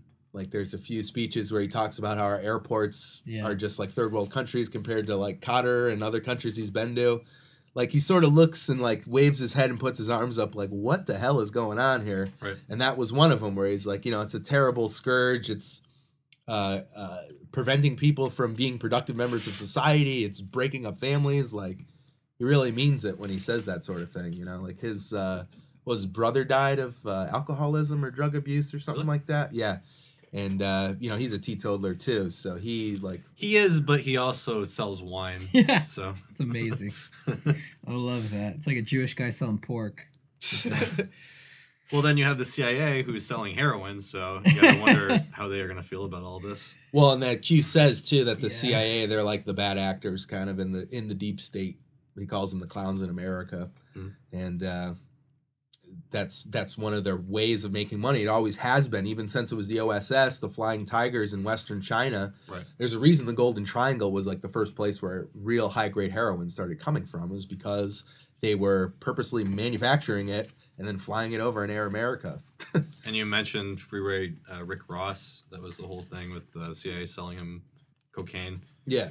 Actually, you know who Robert Perry was? He just died. He was the guy who broke the story about, that was a whole like main thing of the Iran-Contra was the drug smuggling aspect of it. Yeah. Yep, cocaine goes from Medellin to the Mina airport. And then Black Ops needs black budgets. and they get their money and they buy the weapons. They sell the weapons to Iran. Iran gives them the money. They give it to the cartel. And it's just a big goes around and around in a circle. Yep. I mean, And it's it doesn't not- matter who gets injured and killed in the process, because all that drug and gang violence and all that shit, that's all perpetuated by the bad actors that keep it all going. Keep it all keep it all illegal so that they can make that profit to then spend it in black budgets overthrowing dictators in Central America and the Southeast Asia and all Middle that East. shit. Middle East, yeah. But that's why I'm willing to give him a little latitude when it comes to ideology. Because, ideologically, I disagree with a lot of the stuff Trump says. But I understand, or I have a hope, I guess, that he's doing it in order to cut the strings of this whole global shadow empire, let's say, that runs the whole thing through the weapons trade, through the drugs trade, and through the human trafficking trade. That's like their bread and butter. And if he can disable that from behind the scenes, the whole thing falls apart. Yeah, I'd imagine if all that, I believe that the drug trade is controlled at high levels like that. Oh, yeah. I believe that the weapons trade is controlled at high levels. If the whole human trafficking thing is going on and shit, I'm sure it's like a huge ball of wax that he has to carefully. I mean, if that's what's going on, they're trying to unroll that and put it on display. I'm sure it's a whole rat's nest of pitfalls and these sort of selectively permeable borders are what's sort of facilitating and whatnot. So ideologically, I'm towards open borders. I mean, I guess I am a globalist in that sense, to where I'm a citizen of the world. I don't the little piece of cloth that you happen to, the imaginary lines in the piece of cloth that identify you as a nation, I don't really sign up for that in my head. But if that's what it takes in order to prevent the true evil in the world from occurring, okay, I'll give it a shot. Let's see what you got. We have been though, haven't we? No. Okay. We haven't. I mean, well, what administration has? I just thought you meant more abstractly, like nationalism as a concept, because I mean, No, but I think it's really more the policy that's important versus the lip service. Sure. You know, Absolutely. Obama's like, oh yeah, you know, America should come together and all that, and it's a nice touchy-feely thing. Meanwhile, he's sending literally pallets of untraceable cash to Iran. Yeah. For what? For what? What is the reason for Lied and that? said he didn't. Yeah. Okay. So after the opioid, you said much tougher on drug dealers and pushers. Then you start talking about Russia and China. That's when you talked about rebuilding our great military. Nuclear weapons. Said terrorists are not merely criminals; they are unlawful enemy combatants. Terrorists who do things like place bombs in civilian hospitals are evil. When possible, we have no choice but to annihilate them. When necessary, we must be able to detain and question them. But we must be clear. Terrorists are not merely criminals. They are unlawful enemy combatants. That was important. Why? Because the executive order mentions that for enemy combatants. He came out with this executive order that not only like removed the executive order talking about closing Guantanamo, but also reinstated the fact that their enemy combatants are lawfully allowed to be detained in a place like Guantanamo. Mm-hmm. And if you combine that with the executive order that makes enemy combatants out of anyone who's involved in human rights abuses, that the seismic shift there was massive. And we're still, you know, these things take time, but we're going to see a lot of fallout from that. And I think a lot of weird things geopolitically and globally are going to be happening. We're going to see them as all disconnected, but underneath that's sort of like the underpinning. Another thing he said that was very telling and sort of had a hidden meaning was the remove federal employees who aren't serving the American people and stuff like that. That's all tied in with that enemy combatant thing. Tonight, I call on Congress to empower every cabinet secretary with the authority to reward good workers and to remove federal employees who undermine the public trust or fail the American people. When he says that, he means the bad actors in the federal government who are going to be, because of their connections to human rights abuse on a global scale, are going to be considered enemy combatants and are going to be put in Guantanamo. That'd be fucking crazy. It's going to happen, man. It's going to happen. If some of those prediction. Like, yeah, if some of those fucking like crazy. It's called irony. Clinton, like people around Clinton and shit, like ended up in Guantanamo Bay. That'd be fucking unreal. It's going to happen. So George Soros is going there. Come on, you heard it here. George Soros would be a hard person to put in. You heard it here. A very powerful man, that George. But they're going to cut his strings. That's the thing. If he's financially tied to human rights abuses at all, his assets are frozen. And they can't donate in the United States, and they can't take money out of the United States as part of the executive order. So Move On is done. Antifa is done. Oh, man, that's kind of bullish. Like, if all this was true, then, I mean... Hey, I called MAGA Force fighting a year ago, so... I know, but if they have their claws in intelligence agencies and, you know, all of these groups that would start a riot at any moment, like, you'd be talking about, like, a civil war as opposed to... Not if there's no money. That's the thing. That's what Q said. How do you defuse a bomb? You cut the right wires. You can cut those wires, that explosive's not going off.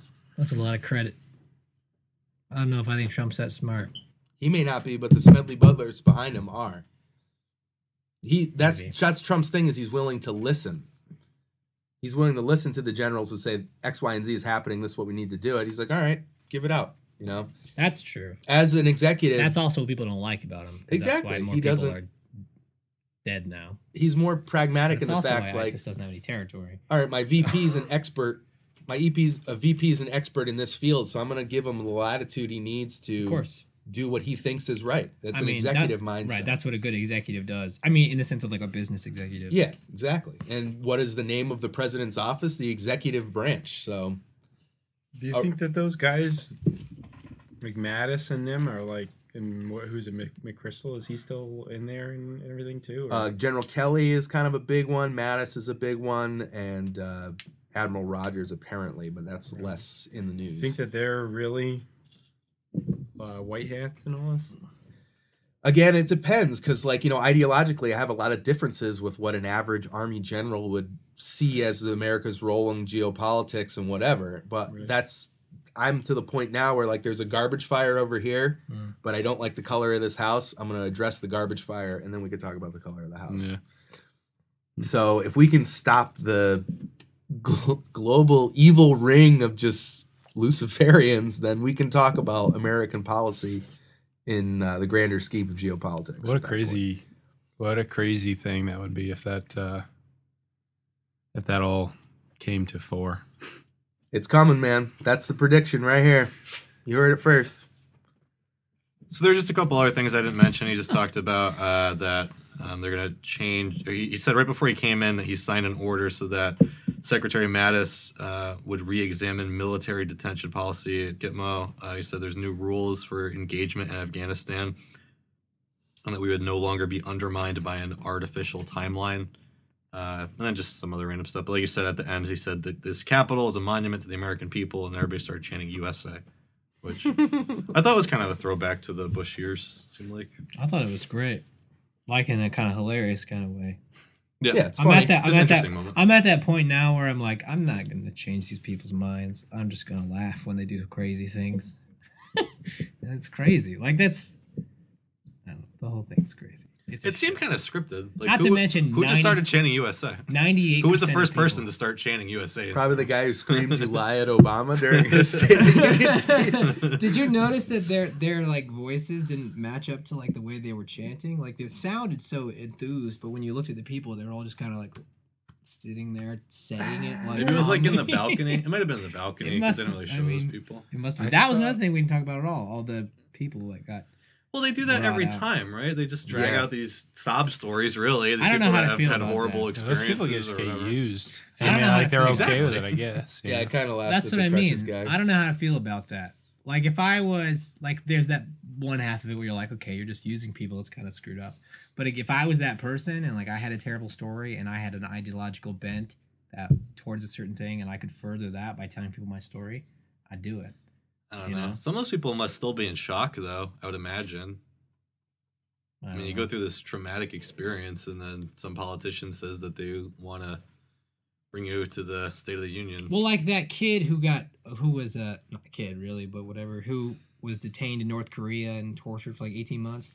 Like like some of the stuff that people said in the media when he was first detained was like really, really like it was awful.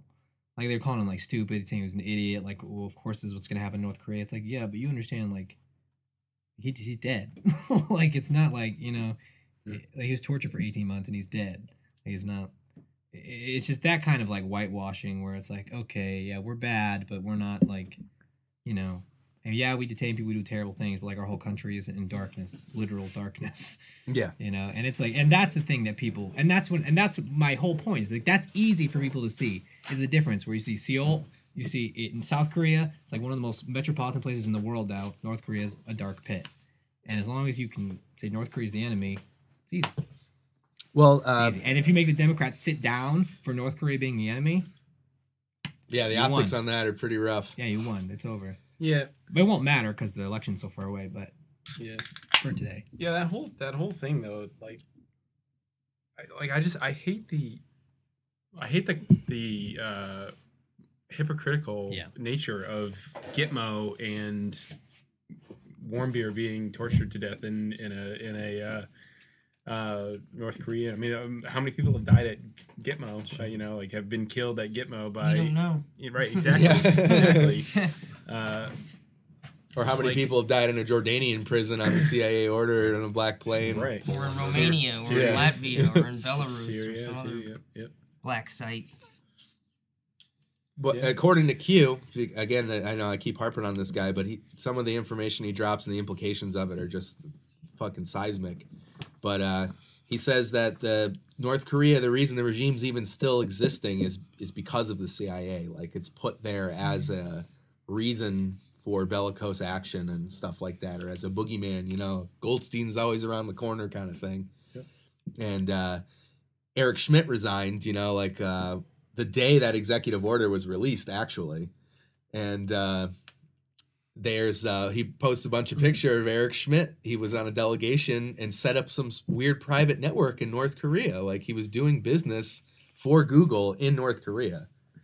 And then, like, a week after Trump goes into office, all of a sudden North Korea's got these great missiles and they can shoot the United States if they wanted to. It just seems like strange coincidences. Well, so after the speech, I flipped between the channels. Fox News was saying that it was everything that every Republican wanted to hear. It was a great conservative speech. On NBC, they said that it was not conciliatory enough. Chuck Todd said, why was there no discussion of Russia aggression? And then somebody else on that panel said that Russia is interfering with the midterm election this year, and that there was no mention of that. That's so stupid. That whole thing is so stupid. Well, like, does anybody really take that seriously? Yes. Yeah. A lot of people. Many people. Yep. They are rabid. They think it's like Red Dawn. They think we are under invasion right now. It's so weird. Well, and it's ironic given like the color revolutions and yeah, I know it's so weird. And it's the reason Manafort's in jail is because we were fucking with Ukraine in order to mess with Russia. Like, right? Have you people no perspective on like what is going on? Like, it's insane. It's insane. It really is like 1984. It's like just one day we woke up and Russia was the bad guy again. All of a sudden, and they're because it fit into the Democrat narrative. Democrat narrative, you know, like to take down Trump. And then like, neocons too. I mean, again, who was it? It was Bill Kristol. Oh, they love it. I mean, I don't know. Like, I mean, what Russia did in Ukraine wasn't good. No, you know, at all. What did they do? The people of the Ukraine just voted to join the European Union, and then the president of Ukraine was supported by Russia, decided to crack down on them, and.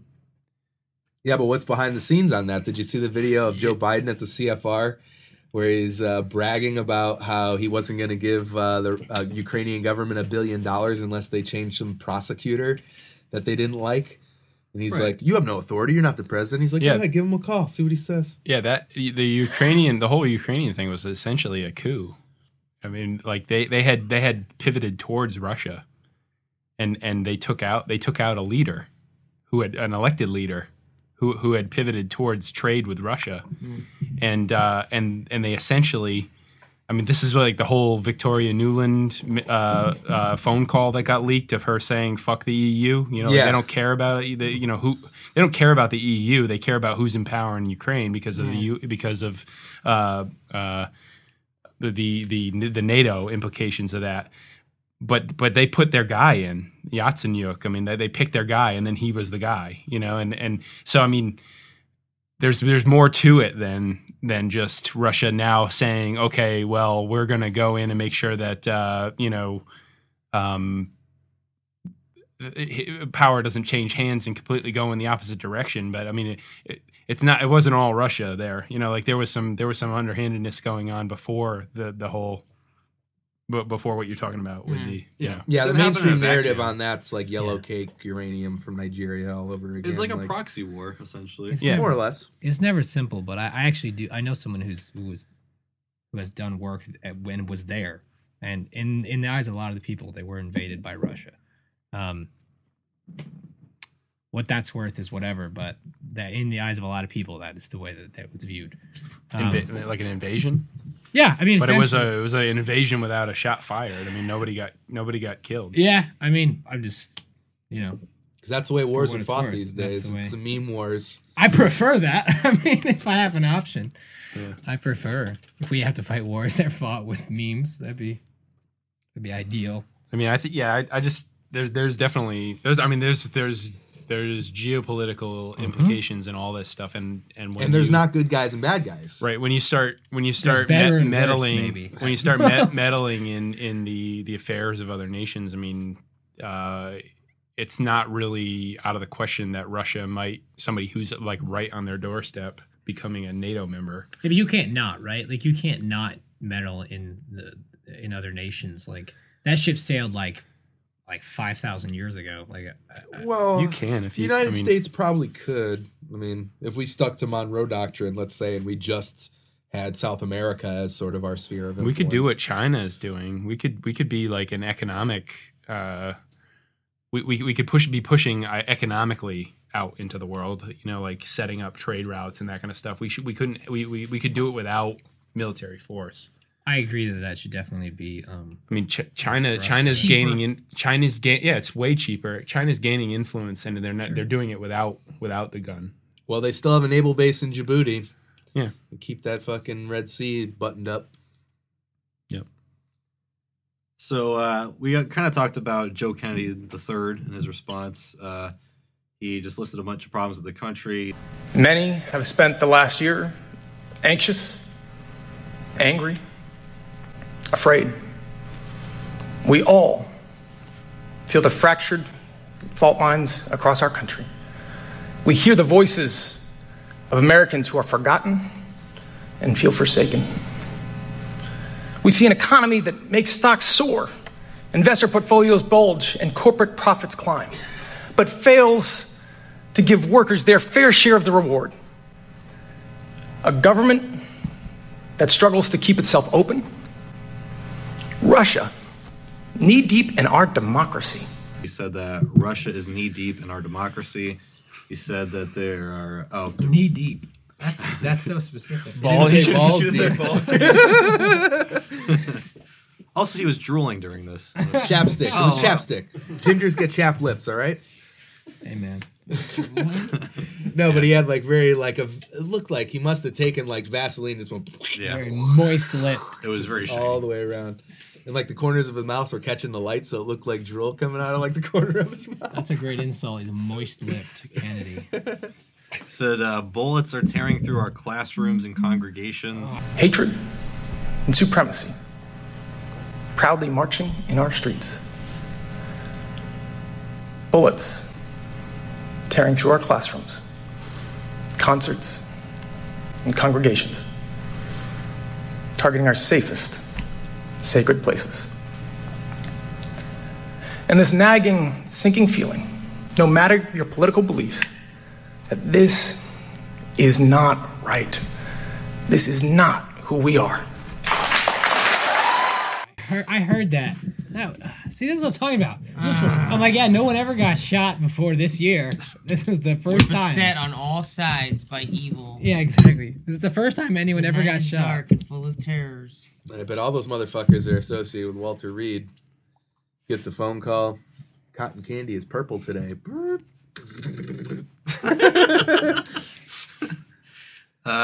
So his whole thing was, this is not right. This is not who we are. It was, I guess, it's supposed to be that same kind of classic Kennedy-esque Obama type thing. Like, this is not who we are. Right. I thought the whole the speech as a whole was fairly like milquetoast. Like there was a couple of things, but I mean, I didn't think that there was much that you could argue with. Even as a Democrat, like they could say that it was. There wasn't much substance to it, and they did the whole how many lies there were and all that shit. But like they all do that. It's the same thing. They all claim the all of everything that's going well, the stock market and all that shit. They all do that. Every single State of the Union is. Claiming how well they're doing. Yeah. That's the point.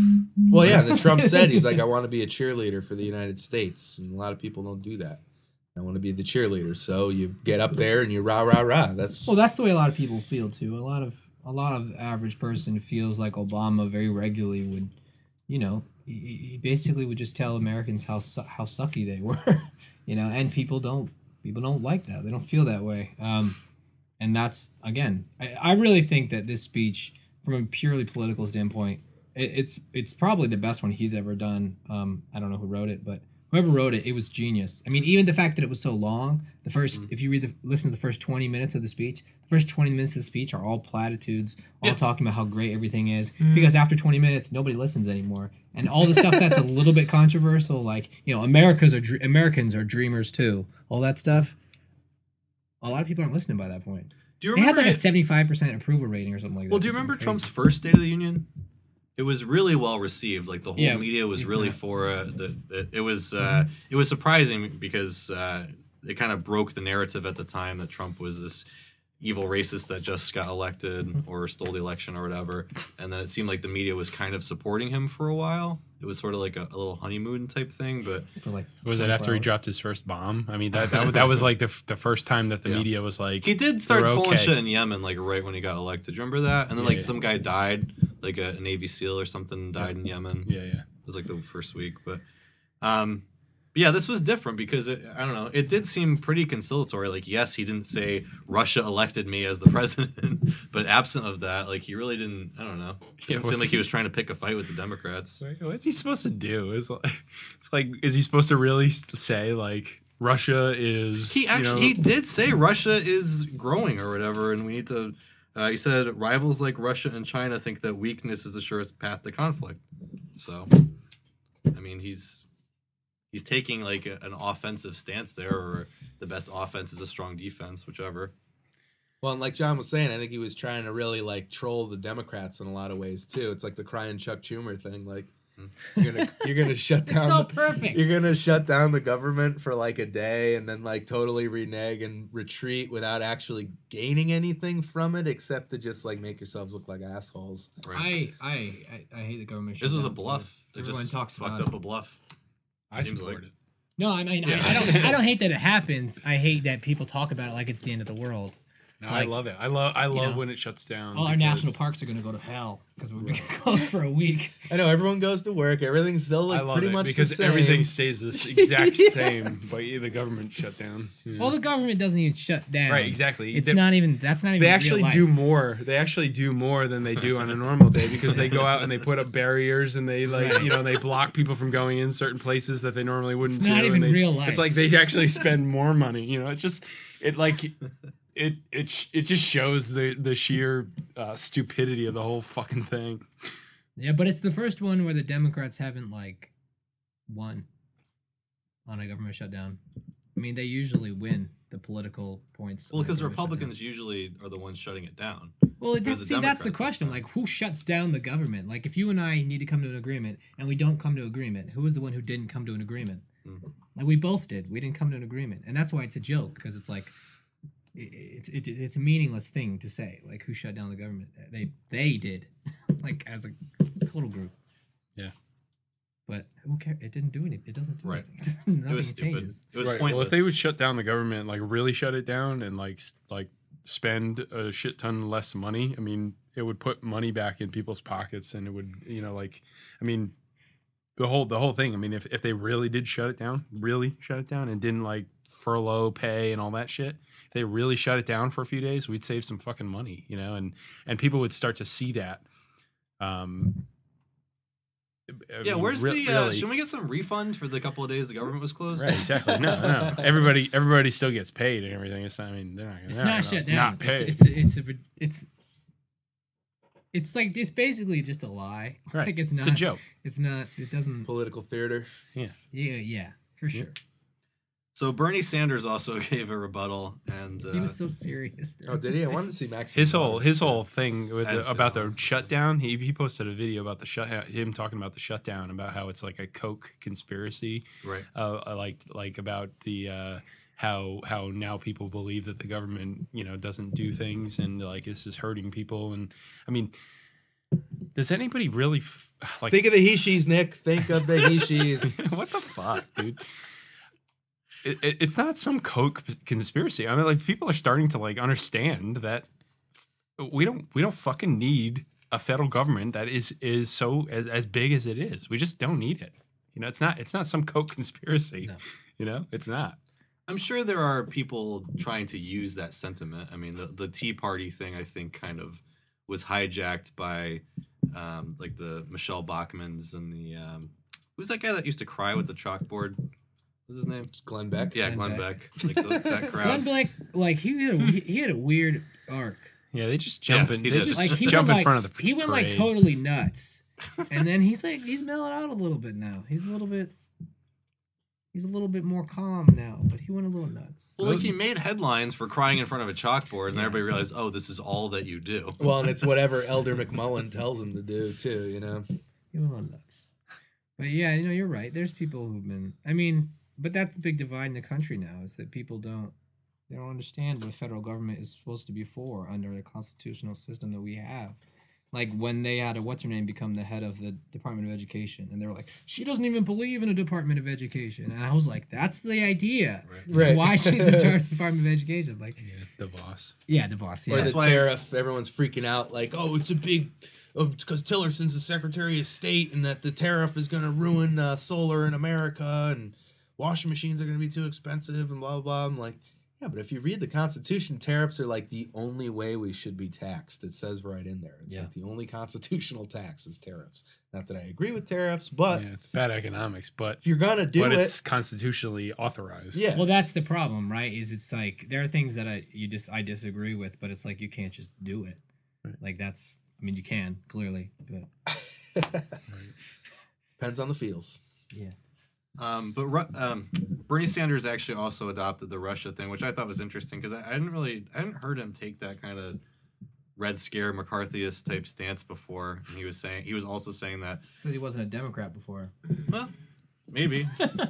I think he is looking to And it's not 2020. Red Scare because the Russians aren't Reds anymore. If they were Soviet Union, he'd be all about them. Sure. Well, McCarthyist. That's true. whatever. He took vacations. Yeah, exactly. There was like he was kind of wrapped up in this at one point where they were saying that he's been to the Soviet Union and He could went be there a on his Russian honeymoon, agent. didn't he? Yeah. Ah, what a romantic place. I know, right? Like, how does that not? The phone raise clicks alarms? 2 times every time I pick it up. Isn't that romantic? So That's gotta raise alarms. I don't. that's everything I had for the State of the Union. I don't know if you guys had anything else you wanted to bring up about that. Let me check my notes. There was some Bernie Sanders. more like I don't like humorous that stuff. dude. No, I don't either. I never liked him though. To be Yeah. fair. Me neither. But anytime someone has socialist in their thing, I'm just like, Oh yeah, we like don't need to have the rest of the conversation. John Like, was saying about the infrastructure thing. I'm not really a huge fan of that. That's really, again, as a Democratic position, like first thing I thought of, because Trump has said in past tweets, or it was a speech, I think, where he said, what's the most dignified way a person can be on welfare? It's a paycheck kind of thing. That's the best welfare there is, which is all fine and good. But when you're talking about infrastructure projects, so now that read between the lines there, what does that mean? Are we bringing back like the CCC kind of stuff where it's, pick up a shovel kind of stuff? Let's build this new embankment for a bridge or whatever. Yeah, I don't think it makes as much jobs as it used to either, because everything is done by machinery. Right. It's not as if you're digging ditches. Right. So I think it's stupid, but Right. Well, also too. especially because it's so much money. Yeah. Well, again, that's all I had. I don't know if maybe you guys. We also kind of covered the Nunez memo. What I thought might be funny is if we read some of the headlines, because this, just for you folks who are listening, this story broke today. Oh yeah. John Huntsman died. Trump also said John Huntsman died. Utah billionaire. I think it might be his father. Oh, okay. I didn't know that. Not the guy who was running for president. Right, it's his dad, which I didn't know that guy's dad was a billionaire. There you go. Apparently he was. research sense. that. But Trump also said people want to come to America. They want to be where the action is, which I thought was a great tagline for any of his casinos in the past. Like I could see that on a billboard on the Atlantic City Expressway. They want to be where the action is. I guess that's all I have. Well, the infrastructure too. So the infrastructure thing is largely a red herring. Like all the bridges that they say are deficient or whatever. Mm-hmm. A lot of them are bridges on roads that nobody drives over. You know, like the Salmon River, like covered bridge is counted in the bridges of all the, you know, like of bridges that need to be repaired because they're covered bridges. I mean, there's tons and tons of covered bridges. So like when they claim all these bridges that need to be repaired, they're actually talking about these antique bridges that nobody drives over anymore, and that thing. I mean, David Stockman did a report on that and went into all of the actual infrastructure that they claim needs to be repaired. I mean, they're including in those numbers covered bridges and shit like that won't be repaired. Yeah, that makes sense. That sounds like something that would happen. Yep. Well, how will the cavalry get from this side of the river to the other? Right. Well, speaking of bridges, I was doing some digging on some of the family histories and pedigrees of some of the people involved in the whole RussiaGate thing. Yeah, I saw it. And Robert Mueller's great-grandfather was William Truesdale, I think, and he was the head of the Delaware and Lackawanna Railroad, and he built one of the largest, I think it's still the largest concrete bridge in the United States as a railroad bridge in Scranton or somewhere like that. And then I come to find out his first cousin, once removed, is Richard Bissell, who was like a big... the vacuum cleaner guy? Well, he was part of the Bissell vacuum family, I believe, because, you know, a lot of those Northeastern industrialists, titans of industry, ended up going into the intelligence agencies when they were the OSS and stuff, you know, the Russells in Middletown and the Astors and the Vanderbilts. And he was involved in a lot of setting up of the CIA drug operation in Southeast Asia. So it makes you wonder. Another thing about the infrastructure, I clearly don't like the idea of spending $1 trillion on infrastructure we probably don't need to give jobs to people who obviously don't deserve jobs. Well, I mean, if whenever as a rule of thumb, when every politician says we're going to job creation, we're going to create jobs, just imagine they're a magician. They're literally going to create jobs. That's what it means. But the one thing I do like about it is he talked about, lowering regulations as far as getting permits and building permits. Because as far as construction, especially in cities like New York City, it's absurd. There's a lot of people who said, like, in New York City, like, you literally cannot get a permit without breaking the law, without bribing somebody. And that's one thing that the Trump administration has inarguably done better than probably any administration in my lifetime, is lowering regulations for small businesses. We have eliminated more regulations in our first year than any administration in the history of our country.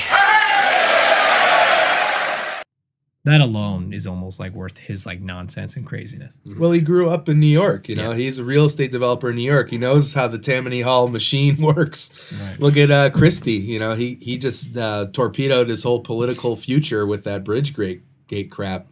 We're going to do construction and, we'll learn them kind of thing. It's all crooked. My cousin, the Navy SEAL, got in a screaming match with Chris Christie once. Really? Yeah, it was on the news and stuff. I don't remember. It was years ago. But that's good. Low regulation is always good. Well, those regulations are meant to help the larger companies. That's the whole point. Yeah, right? They have the lawyers who can weed through it. Barriers to entry in the market. Well, and then the police can, if there's regulations, then the authorities can lie. Yeah, there you go. That's it right there. Can I read it? Or I mean, you can do whatever you want, but I'm not going to say his name because look at him.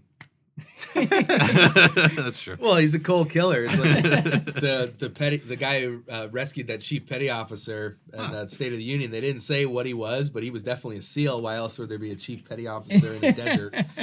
Doesn't make a whole lot of sense. And when he stood up, man, I was like, man, that guy's could fucking kill me in my sleep, man. He is a cold-blooded motherfucker. All right, I won't read it. But one thing I did want to read was just the reactions to the Nunez memo, just to get what the narrative is that we're supposed to be saying and that I should be saying now that Primo NUTMEG has officially sold out. So now that we've officially decided we don't want to be demonetized. So these are the headlines. Nunez memo unveiling prompts questions of what Trump will do next. Justice Department official overseeing Mueller and Russia probe under increasing pressure. GOP defies FBI, releases secret Russia memo to partisan fury. Yeah, how dare those congressmen defy the unelected FBI? Well, that's how you get your fucking train hit by a garbage truck, all right? Trump escalates That his... was crazy. Yeah. Who hits a train with a garbage truck? I didn't hear too much about this. So somebody hit the train? Someone's parked in a crossing with a garbage truck. Really? Yeah. I didn't hear too much about that. Somebody I saw the doesn't know a lot of physics. And all those well, they were hoping that the engine would derail. The front wheels did, but the rest of it didn't. Why If did it was this, to derail, it would have tipped over at 70 miles an hour. They would have been fucked. did this person die? There was one dead person. They don't know. You know, again, I listen to a lot of conspiracy stuff, so they think that was a dead person that they threw into the driver's side van, and then 2 people escaped from the garbage truck, but we haven't heard anything about them, who they are. This Where? is the Republican thing? Yeah. The train that crashed into the truck or whatever? Yeah, and it was all members of Congress, and they were all supposed to be in session. And according to some of the conspiracy stuff I listened to, they were trying to go to like a Cheyenne Mountain sort of thing as a continuation of government safeguard in case the memo shit went bad. 2 dump trucks. But it wasn't that bad. It's the secret. All right, well, just continuing reading the headlines. Trump escalates his war with U.S. law enforcement after memo release. That's from Politico. See what Vox has to say. Fucking scumbags. Escalates his war. Democrats step up demands for War on release. cops. Democrats step up demands for release of their own memo. Thank progressives for the Nunez memo. That's a weird take. All right. Let's spin this as best we can. We wanted it released this whole time. We're just fooling. Director Ray to FBI agents, I stand with you. Oh, did you see the Comey tweet? That was really weird. The measles and... Well, the McCarthy thing, right? He cited McCarthy. Yeah, that was weird. And actually, his last tweet where he's like, I wish McCabe the best. America needs you. He said all these sort of vague, like, nice things, but then Q analyzed it and was like, don't rat us out or we'll fucking kill you. It's like more or less what he said in his tweet. So Comey actually tweets pretty frequently. Usually it's poems. So he says, Russia threat should unite us, not divide us. It's not about Republicans or Democrats. They're coming after America, which I hope we all love equally. And put America in brackets, the deep state. And they will be back because we remain that shining city on a hill, and they don't like it. Wow, do they really have Is Comey still... What is Comey doing now? I don't know, he got fired. Yeah, Nothing. He's tweeting. He's just tweeting. That's it. But the one you were talking about is all should appreciate the FBI speaking up. I wish more of our leaders would. But take heart. American history shows that in the long run, weasels and liars never hold the field so long as good people stand up. Not a lot of schools or streets named after Joe McCarthy, which I was just amazed by because they're doing this in the name of McCarthyism. But John Gotti might as well have written that. I mean, that's straight out of a fucking Sopranos script. Weasels and what is he say? Weasels and liars? Yeah. Weasels? All right. Muerta. So he just tweeted 6 hours ago, that's it. Dishonest and misleading memo wrecked the House Intel Committee, destroyed trust with intelligence community, damaged relationship with FISA court, and inexcusably exposed classified investigation of an American citizen. For what? DOJ and FBI must be doing their jobs. Must keep doing their jobs. Oh, I'm sorry. Must keep doing their jobs. All right. Well, Yeah, I mean, so read between the lines on that shit. I kind of did agree, though, that I didn't think it was a bombshell type memo. I didn't see what the big news was from it. Because you're woke, Steve. You're woke. I guess. It just means that Congress is towing the line with what was last week just crazy conspiracy theorists that had no bearing to reality whatsoever. We're just coming up with these wild ideas. But it's a long way from the FBI misrepresented intelligence to get a FISA spying whatever warrant. That's exactly what happened. But it's a long way from that to there's an international sex trafficking ring that are Luciferians. There's about 3 degrees of separation, you know? Okay. You and Kevin Bacon are 6, right? So what are they? We'll see. All right. I don't know. I don't have the intel. But I'm telling you, either Assange has it or the NSA has it or both. And those drops are coming soon. Why do you think when PizzaGate, the shooter went into Comet Ping Pong, the only thing he happened to shoot with his AR-15 was their hard drive? Really? Yeah. They shot the ceiling. Well, he fired a few shots in the ceiling, but the one thing he damaged besides the ceiling that was like an item was their computer. He shot their computer. I thought the whole PizzaGate thing was like a hoax because, or like a distraction or something. That's what the conspiracy theorists say now, because like there wasn't a basement there. Like there's supposed to be sex trafficking in the basement or something, but there actually is no basement for that. Well, it's well-known fact that there's a system of tunnels that run under that part of Washington, D.C., so we don't know where those photos were taken. And also, if you really look into Podesta's emails, there's all sorts of weird coded shit. It can't be anything but a code. Like, you think I'll have better luck playing dominoes on walnuts instead of pasta this time? What the fuck does that like mean? the whole handkerchief thing. Yeah, we found a map. It may be pizza related. Do you want us to give it back to you? Right. What does that mean? What are you talking about? Yeah.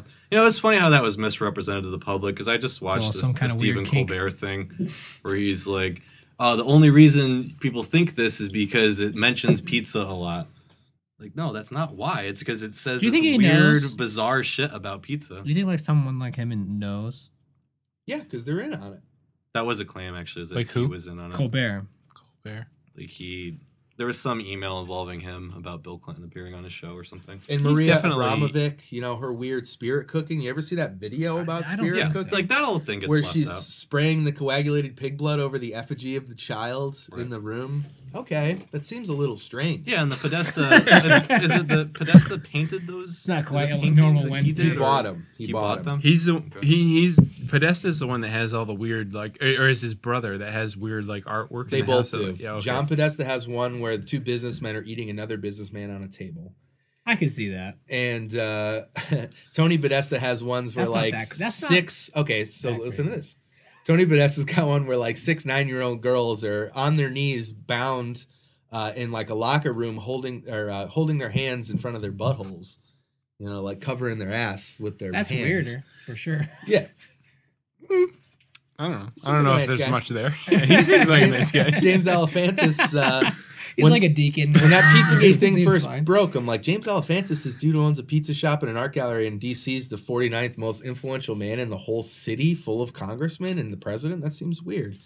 And I started. This was before there was any other stories. So if you dig deep on like Google, it'll come up with this thing where he was showing this video called "Fire in My Belly" by this artist, quote unquote artist. And he was showing it at his gallery after it had gotten removed from like the Smithsonian gallery for being like just in completely poor taste. And if you watch that video, I don't really think it gets more satanic than that. There's like these ants crawling on a statue or a crucifix, kind of interspersed with this guy masturbating. While there's like, whoa, whoa, whoa, these weird fucking like chants with this lady screaming this language I've never heard before. It's probably Babylonian or something. It's fucking weird, dude. It is weird. They're all Thelemites.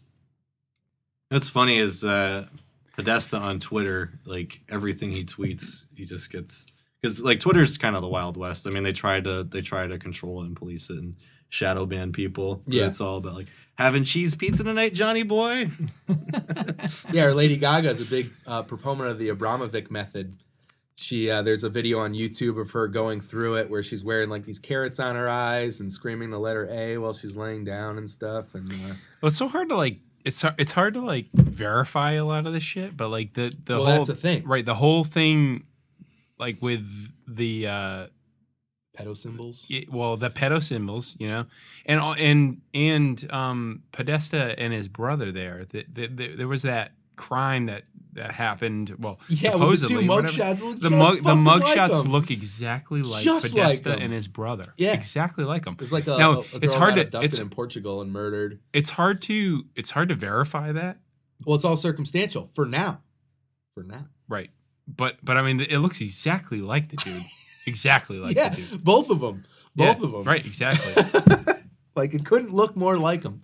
Any mugshot, that's as accurate as it gets because it's just a compilation and that was like of facial features. And I mean, if you buy into your whole thing, that if that shit's going on, then that was like one that got away. That was like one thing that like slipped out, and now there was that, and they were able to make that go away. Or did you hear that audio? The guy that sounds just like John Podesta torturing that child. No. Well, make sure you haven't eaten recently and fucking listen to that where he's singing the Caillou song and torturing that kid, and it sounds just like John Podesta, just like him.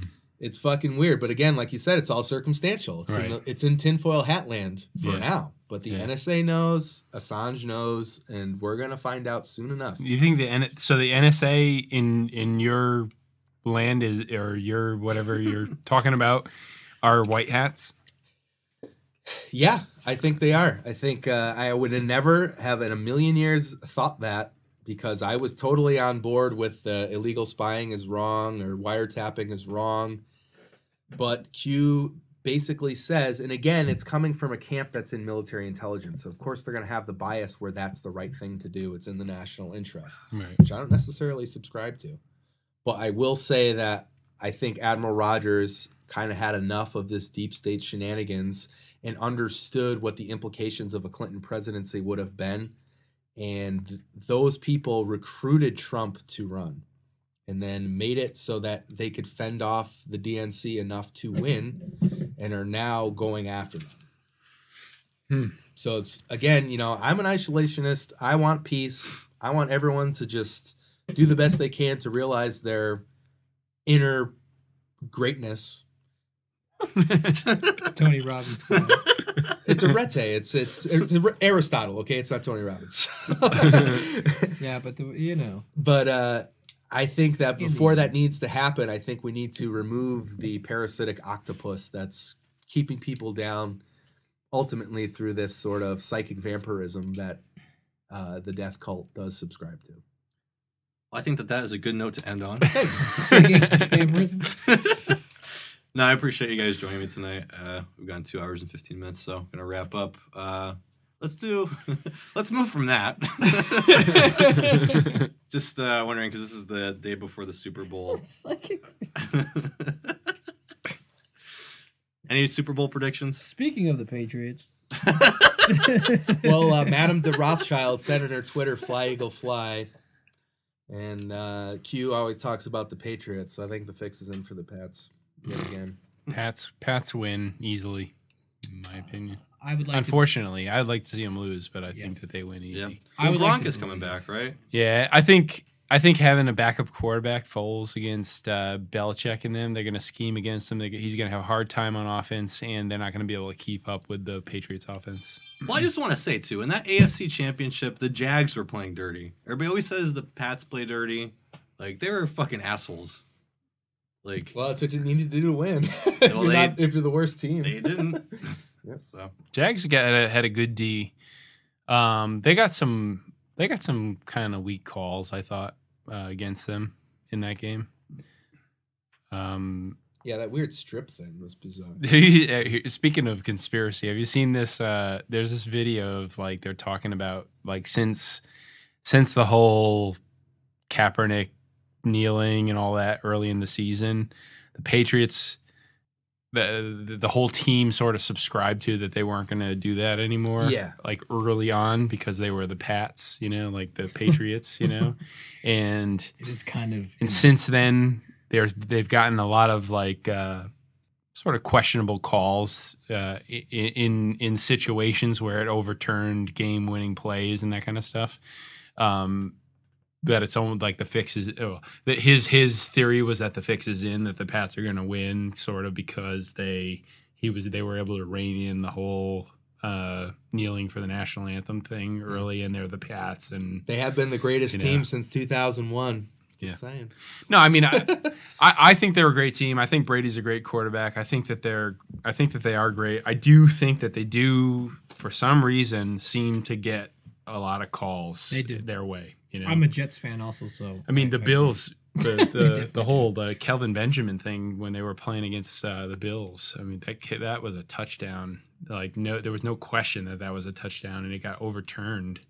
Well, you can take it to the next level where there's people who say that the Saints threw that game against the Vikings, where the Vikings came back with like 3 seconds left or whatever and scored that touchdown. Because there was that defender who he was like blitzing and then like he stopped and like spun around for no reason. I don't know if you guys saw that video, but check out the end of the NFC Championship. This is the play where he scored at the very end, right? Yeah. It wasn't the NFC Championship. It was the Saints Vikings game. Yeah. Yep. You know what? I'm all in for like psychic vampirism and satanic death cults, but I will not believe that the NFL has been infiltrated. I won't believe it. Actually, I don't care. All right, guys. Well, he's in that video, the one that I'm talking about. He shows like all like the ref going up and like patting Brady, high fiving Brady after the game. I actually did see that as a Jet, like because I grew up as a Jets fan. That's a thing that people have said forever, though, forever. Because we play them twice a year, every year, and forever people have said that forever. Yeah, with the Patriots, and like it's hard sometimes when you see it and you're like, what? Yeah. I mean, he's a great quarterback. He's a great coach. There's no question. There's no question that in my opinion, even though like I said, I'm a Jets fan. I'm in AFC East. Hate them. I grew up in New England. I hate them. Mr. Tuck roll. But there's no question that they're probably the best team in the last like 20 years. Yeah. Oh yeah. Easily. Yep. Yeah, and they're gonna win. They're gonna win. There's no. I don't think there's any. I would like to see the Eagles. I don't think so. Well, the Eagles have better defense, I think. I think the Eagles have a good defense, but I don't think that they'll stop the Patriots' offense enough to make it a game. Yeah, you're right. Because they'll play possum for like the first 3 quarters, and then that last quarter they'll just come back and blow them away. Yep.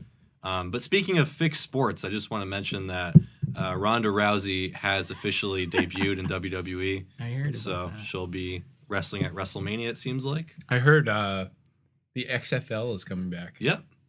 XFL is coming back, so NFL will have some competition. How many people do you think... MMA is like the only sport I really watch nowadays. How many people do you think who actually watch MMA will have any interest in watching Ronda Rousey in wrestling at all? Not many, because they go back and forth anyway, right? I mean Brock Lesnar is WWE champion. Yeah, I guess. Right now I he is? Yep. I have no interest at all in watching it whatsoever. Yeah. Yeah, I think you're not the target audience. Right? That's probably true. Well, she needs fake boobs. Well, the thing, the real reason I'm not interested in is the thing that, because I used to watch wrestling when I was younger, and the thing that's interesting about wrestling is like the extreme athleticism, right? Because they're all on crazy drugs and they just go crazy, and like that's the thing that Ronda actually doesn't have is extreme athleticism. She was always good because she's boss at judo. But she's got a name. She's a brand. So yeah, but I mean, when it comes to the practicality of actually doing in the ring, I think people are going to be real disappointed. Well, but that's the thing about wrestling is like if you can't actually wrestle, you just shoot, and then like people like you for that. It's like the Ultimate Warrior. He was a bodybuilder. Yeah, but they won't do that, especially with the women's division. I don't think they would do that. They're not going to have her shoot. Although I don't know, it's like Stone Cold. Well, like, Ric Flair's daughter is the He women's doesn't champion, so she probably could shoot a little bit, I'd imagine. But all right, well, we're gonna wrap it up. Thanks everyone for joining me on this State of the Union recap, and hopefully we can have you back at some point in the future. Thanks, Nick, John, Jack. Rob's asleep, but thanks everybody for listening, and we'll catch you next time here on Primo and NUTMEG.